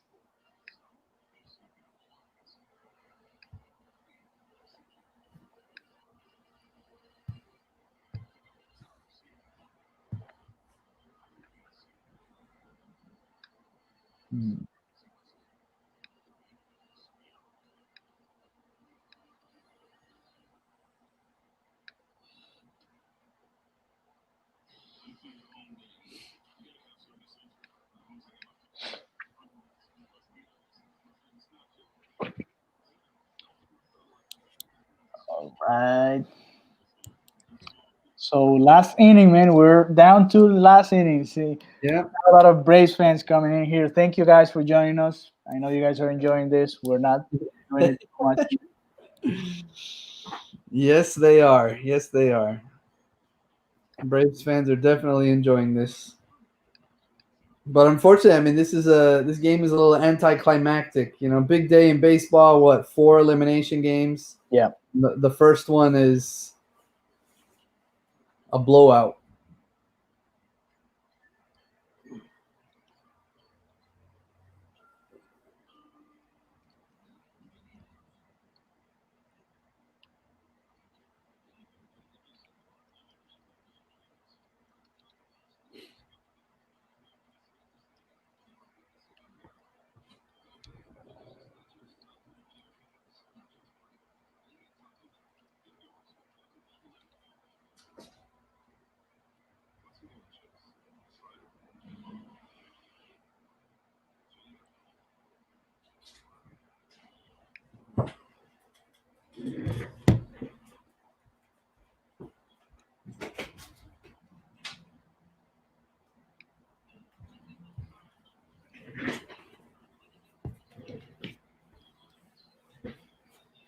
It'll be interesting to see what they say after the game.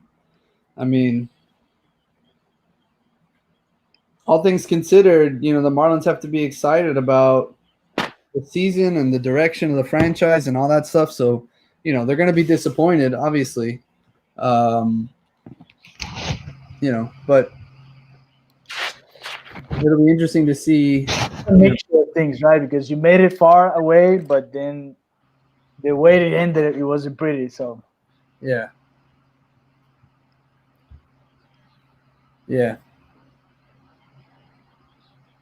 Nick Vincent in to pitch the 9th here for the Marlins.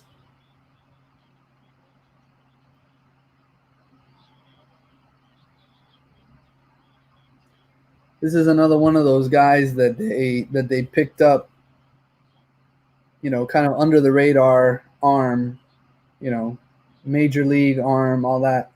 I think, they have to look into, finding a starter that's something like that. I mean, Nick Vincent, had his moments this year. He's not great, right? But I think the Marlins, they definitely need to look into finding, a veteran like that to help the starting rotation. Yeah, and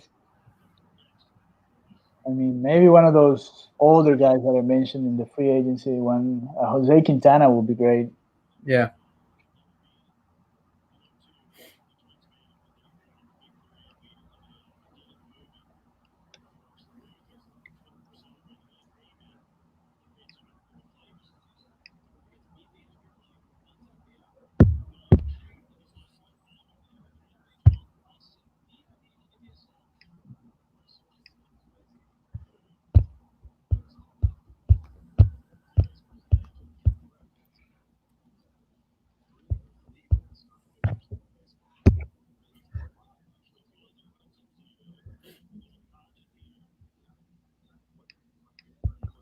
I wonder who the Braves would go with as their fourth starter, because they're gonna need one in the next series. You know what? You see what the Nationals did, and I think they could do something similar, like going through the series. If they need a bullpen guy, or maybe a guy that can throw through to 2-3 innings an opener. I mean, I don't know. We'll see. Looking at their roster right now. Yeah, they only have the 3 starters listed. Yeah. Maybe they add one. Yeah, it's a different roster. Yes. Yeah, maybe they add one. I mean, Bryce Wilson could probably start for them. He was probably going to be an option if the Marlins, forced a game 4, but they're probably going to have to do a bullpen day, and their bullpen's been pretty good. But that means that, planning a bullpen day, boy, Corey Dickerson looked lost on that. He hasn't looked particularly well the entire year. This was a high fly ball, and I don't know. He's of course he's not used to playing here, but he just jumped forward and the ball was behind him. Yeah, I mean, I know that he made the great catch on the second base loaded or whatever. I saw the replay of that, but still, I mean. Yeah, you got to do a little bit better than that. Yeah, that was a very catchable fly ball.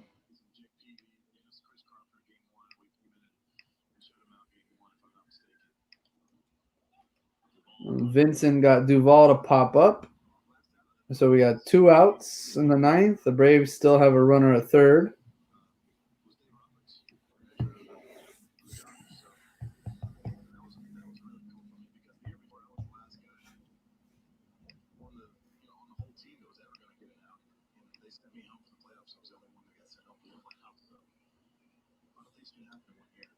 It'll be interesting to see if everything gets back on schedule for Major League Baseball. I mean, I know that, obviously this season completely, sidetracked by the COVID outbreak, and baseball just kind of pushed everything back and shrunk the season. They didn't do what the NBA did, right? So the NBA stopped and then restarted, and then they've gone longer than they normally would have.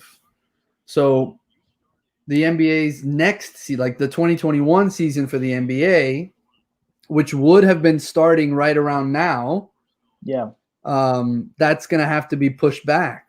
Maybe December, who knows? So it'll be interesting.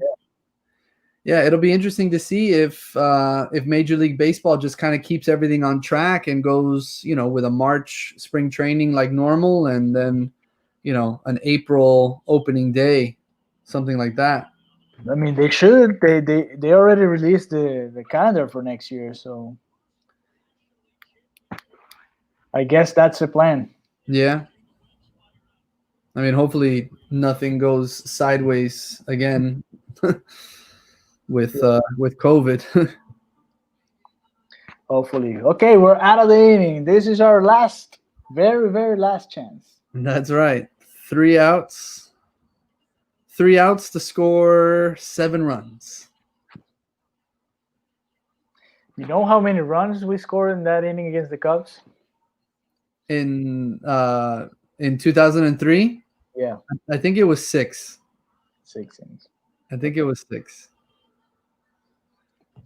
So, I mean, that would be really exciting, right? Even if they got 6. Well, yes, that would at least. Yeah, it would. Of the 3 games, I mean, the two other games were kind of even at some point. The last game was even throughout the entire game because it was only a 2-0 game. Yeah. When the Marlins were winning most of the game, and the Braves came back late in the game. So this one was just painful, man, and long. Yeah, Mattingly said, you take out that one inning, that one bad inning, and I think the score was tied 5-5 between the 2 games. Obviously this game, tilts it completely in the Braves' favor, but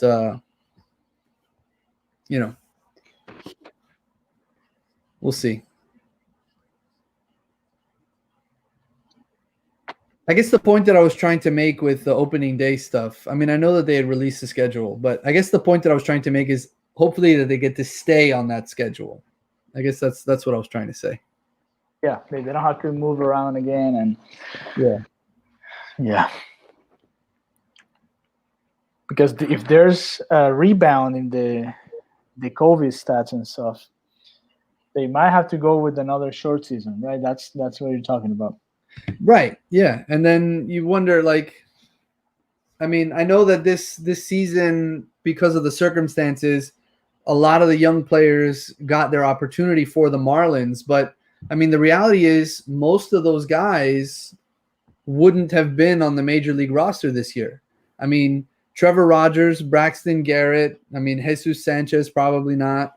A lot of those guys probably don't make the majors right this year. Jordan Holloway made the one appearance at the beginning of the year. Neidert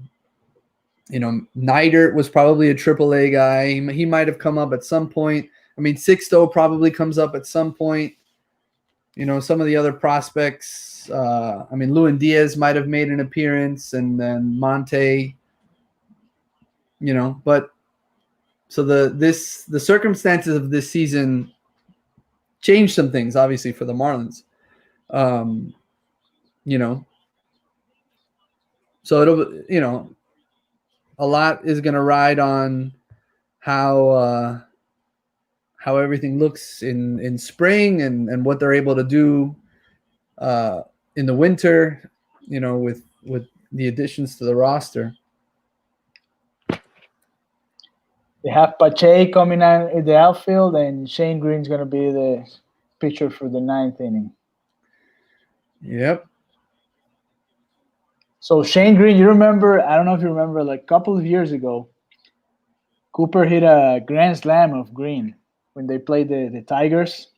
Oh, yeah, I remember that. Yeah. That was this guy right here. I mean, it's too bad the bases aren't loaded right now.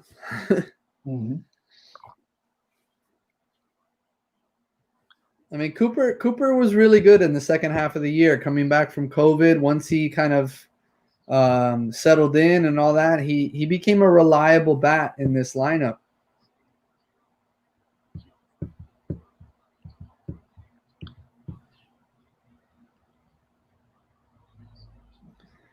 He could be. There were questions. I mean, there were some questions around Cooper kind of entering the season. Was he an everyday player? He had the injury history and all that. So there were some real questions about whether or not Garrett Cooper could be an everyday first baseman or an everyday DH or whatever. It probably helps him that the DH spot exists. Yes. I don't know that he's built for 100 games in the outfield. No. But he seems to have answered some of those questions this year. I mean, he's been productive. So I see him as a bench guy in a contending team. Right now, he's getting a lot of time, of course, because we are the Marlins and we don't have that depth. But if you have Starling Marte, you have Harold Ramirez, if you have a better version of Corey Dickerson, I'm serious. Maybe he doesn't play. Yeah, no, you're right. A good Jesus Aguilar and Luis Diaz hits the ball here like he's capable of. I mean, that's it. Cooper's out of the lineup. Yeah, probably.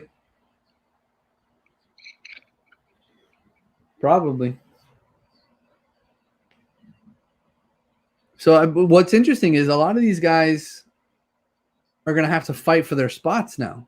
Yes. There's a culture that's being developed with this franchise, and I know culture. When you say culture, you think heat culture, but there's a culture here that they're trying to develop, and that culture of competition, I think, is going to benefit these guys, right? I mean, they fought to get into the postseason, they fought to advance, so now they're going to have to fight to stay as part of this club and to be relevant and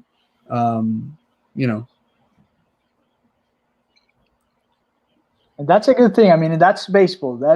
You have to earn your spot. If you're not a superstar, you have to earn your spot almost every year, because every year you have like different guys coming. Yeah. Agents, minor league deals. And you have to show your team that you're better than them. Yeah. And that's it. Cooper just had his bat shattered. And he lined out. So we got 2 outs left in the 2020 Marlins season. Who's going to be the last out of the season? Oh, my God. Here we go. Well, you never want to be the last out of a game. Nobody wants to be the last out of the season. Yeah. I mean, the way that it's going right now, it's Chisholm is up next and then Miguel Rojas. What? Okay, if Chisholm gets on it and they hit Miguel Rojas, it's going to be a fight too. So we still might have a fight.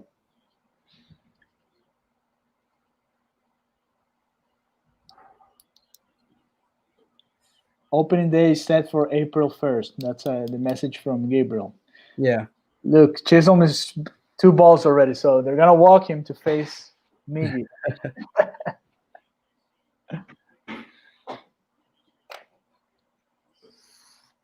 I mean, this kid's development, Jazz Chisholm's development specifically, is going to be incredibly important for the Marlins, because if he can, take the next step, if he can be a reliable bat, he could play at second, he could play at short. I mean, he could eventually take over for Rojas over there at short if Isan Diaz is really good too. I mean, they need some of these young guys to take the next step next year. It would have been nice that to have seen some of it this year. I mean, there were moments of it, right? There were glimpses. Yeah. But they were never, none of them. Jazz, Lewin, Monte, Jesus Sanchez, none of the young bats were able to put it all together for a stretch. Even Isan wasn't able to. I mean, Isan was only in the lineup for a few games, but he was never able to put it together either. All those guys, those are all, it's prove it. 2021 is going to be prove it for all of them. Right.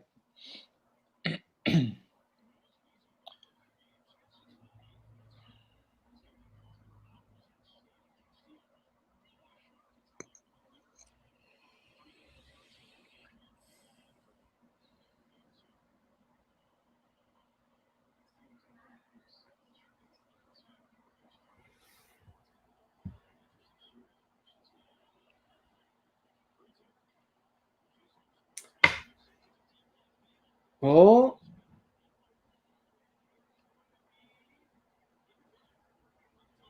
That was a double for Jazz Chisholm.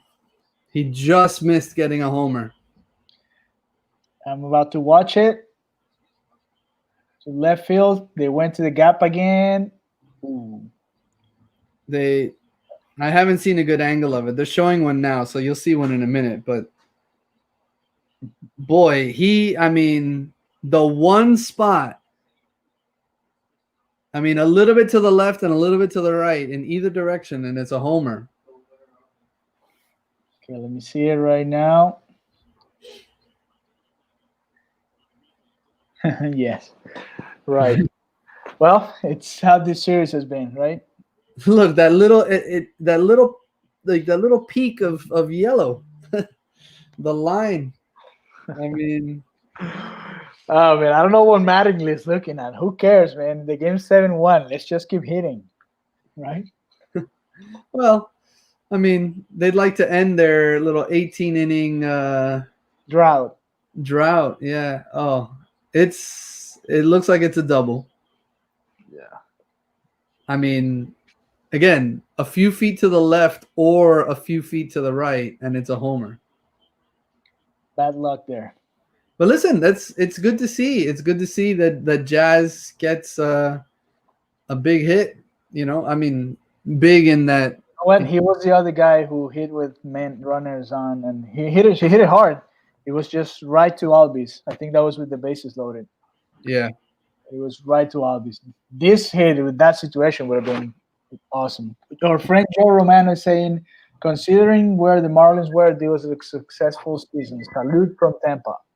Yeah, absolutely. Thank you, Joe. Thank you for watching, and I completely agree with that sentiment. There's no other way to look at this season as a Marlins fan than as a successful one.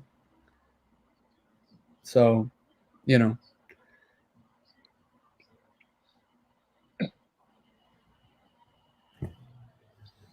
Miguel Rhodes up now. Hopefully they don't hit him. Yeah, that would be something. That would be something.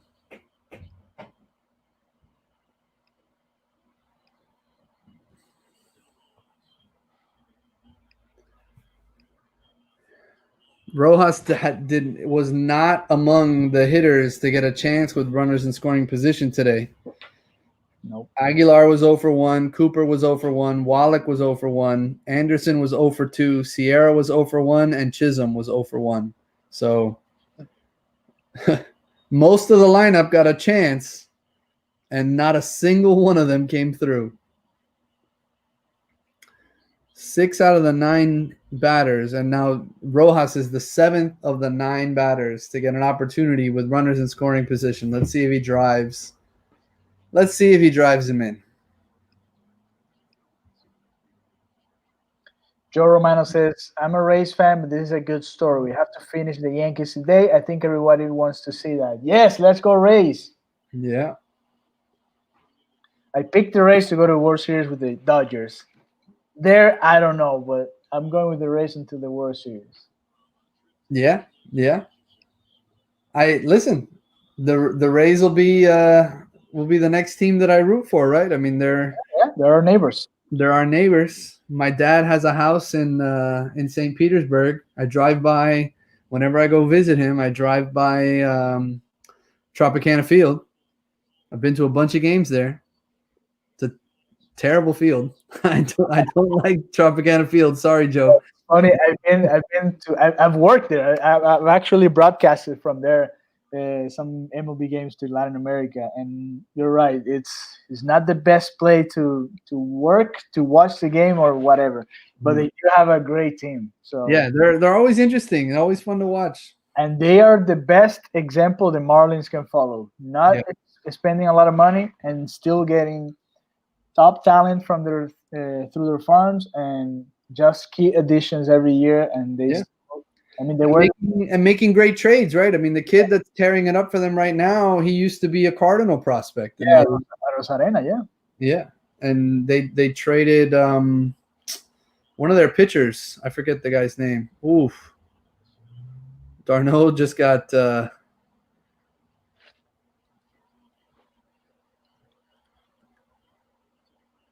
The dangers of being a catcher. Oh, I got him on the foot.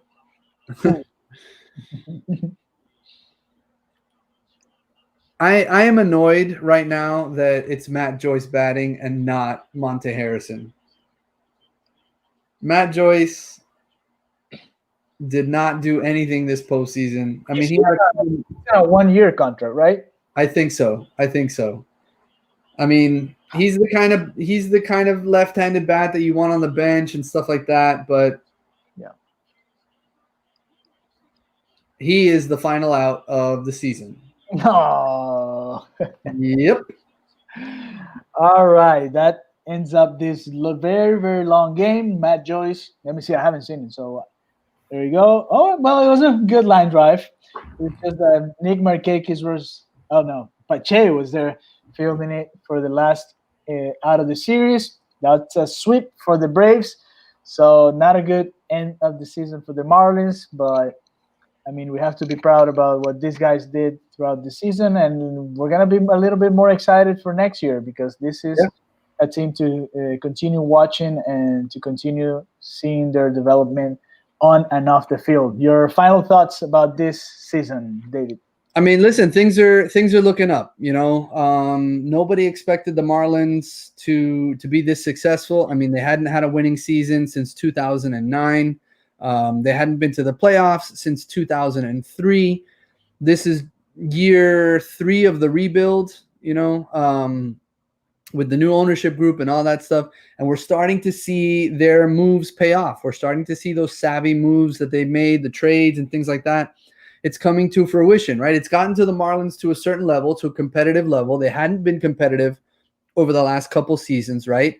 Much to the frustration of the fan base and the franchise and all that stuff. But they leveled up this year a little bit, right? They're taking, many of these players are taking that next step. The pitchers specifically. Now it's a matter of watching these young position players become productive major league hitters. You know, that's the key moving forward. I mean, obviously the pitchers need to continue their development. I mean, we saw great things this year from Sandy and from Pablo. You need to see Sixto command his secondary pitches better.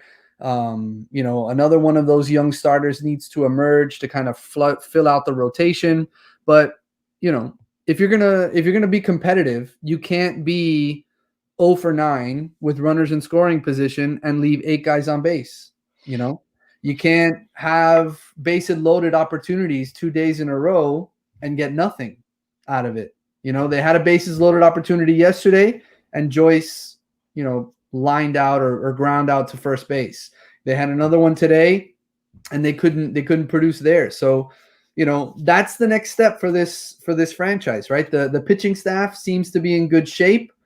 The next step is getting some of these young position players to be productive, right? And if they get the opportunity to add a difference maker in free agency, maybe somebody like JT Realmuto, that would be awesome. You know, maybe they take that opportunity, right? But all in all, a successful season, you know, an exciting season, a fun season to watch for sure. So, you know, we'll see what it looks like in 2021. It'll be exciting. It will be a fun season. Of course, we're going to be there to cover the Marlins. Hopefully, we can get to go to the stadiums and talk to the guys. I don't know if that's going to be a possibility, but hopefully we can actually get and pick a little bit of their brains and see how they feel about the process and how everything is going on right now for the Miami Marlins. So this is going to be our last live commentary because the Marlins are out of the postseason. But thank you very much for joining us, for being here. Remember to subscribe to our channel. Tomorrow, for you Miami fans, we're going to be doing the same thing that we have been doing for the Miami Heat. Those are in the finals, and those need to win 3 games in a row in order to win a championship. So hopefully that happens. Thank you very much for following us. Don't get away from the Marlins because in 5reasonsports.com, we're going to have some more articles. Christian earlier said that he's going to write a piece about the entire season. And I bet you guys have something prepared to actually get away a little bit of what this series meant for them because it was not the best of the series, but overall it was a good season for the Marlins. And that's what we should be highlighting, other than, this sweep that the Braves just had in this series. So thank you very much for being here with us, and we'll be back soon. Thank you very much, and remember to subscribe. And from now on, let's go Marlins, and let's go Heat, let's go Dolphins, let's go all the teams here in Miami. Thank you for joining us, and we'll be back soon.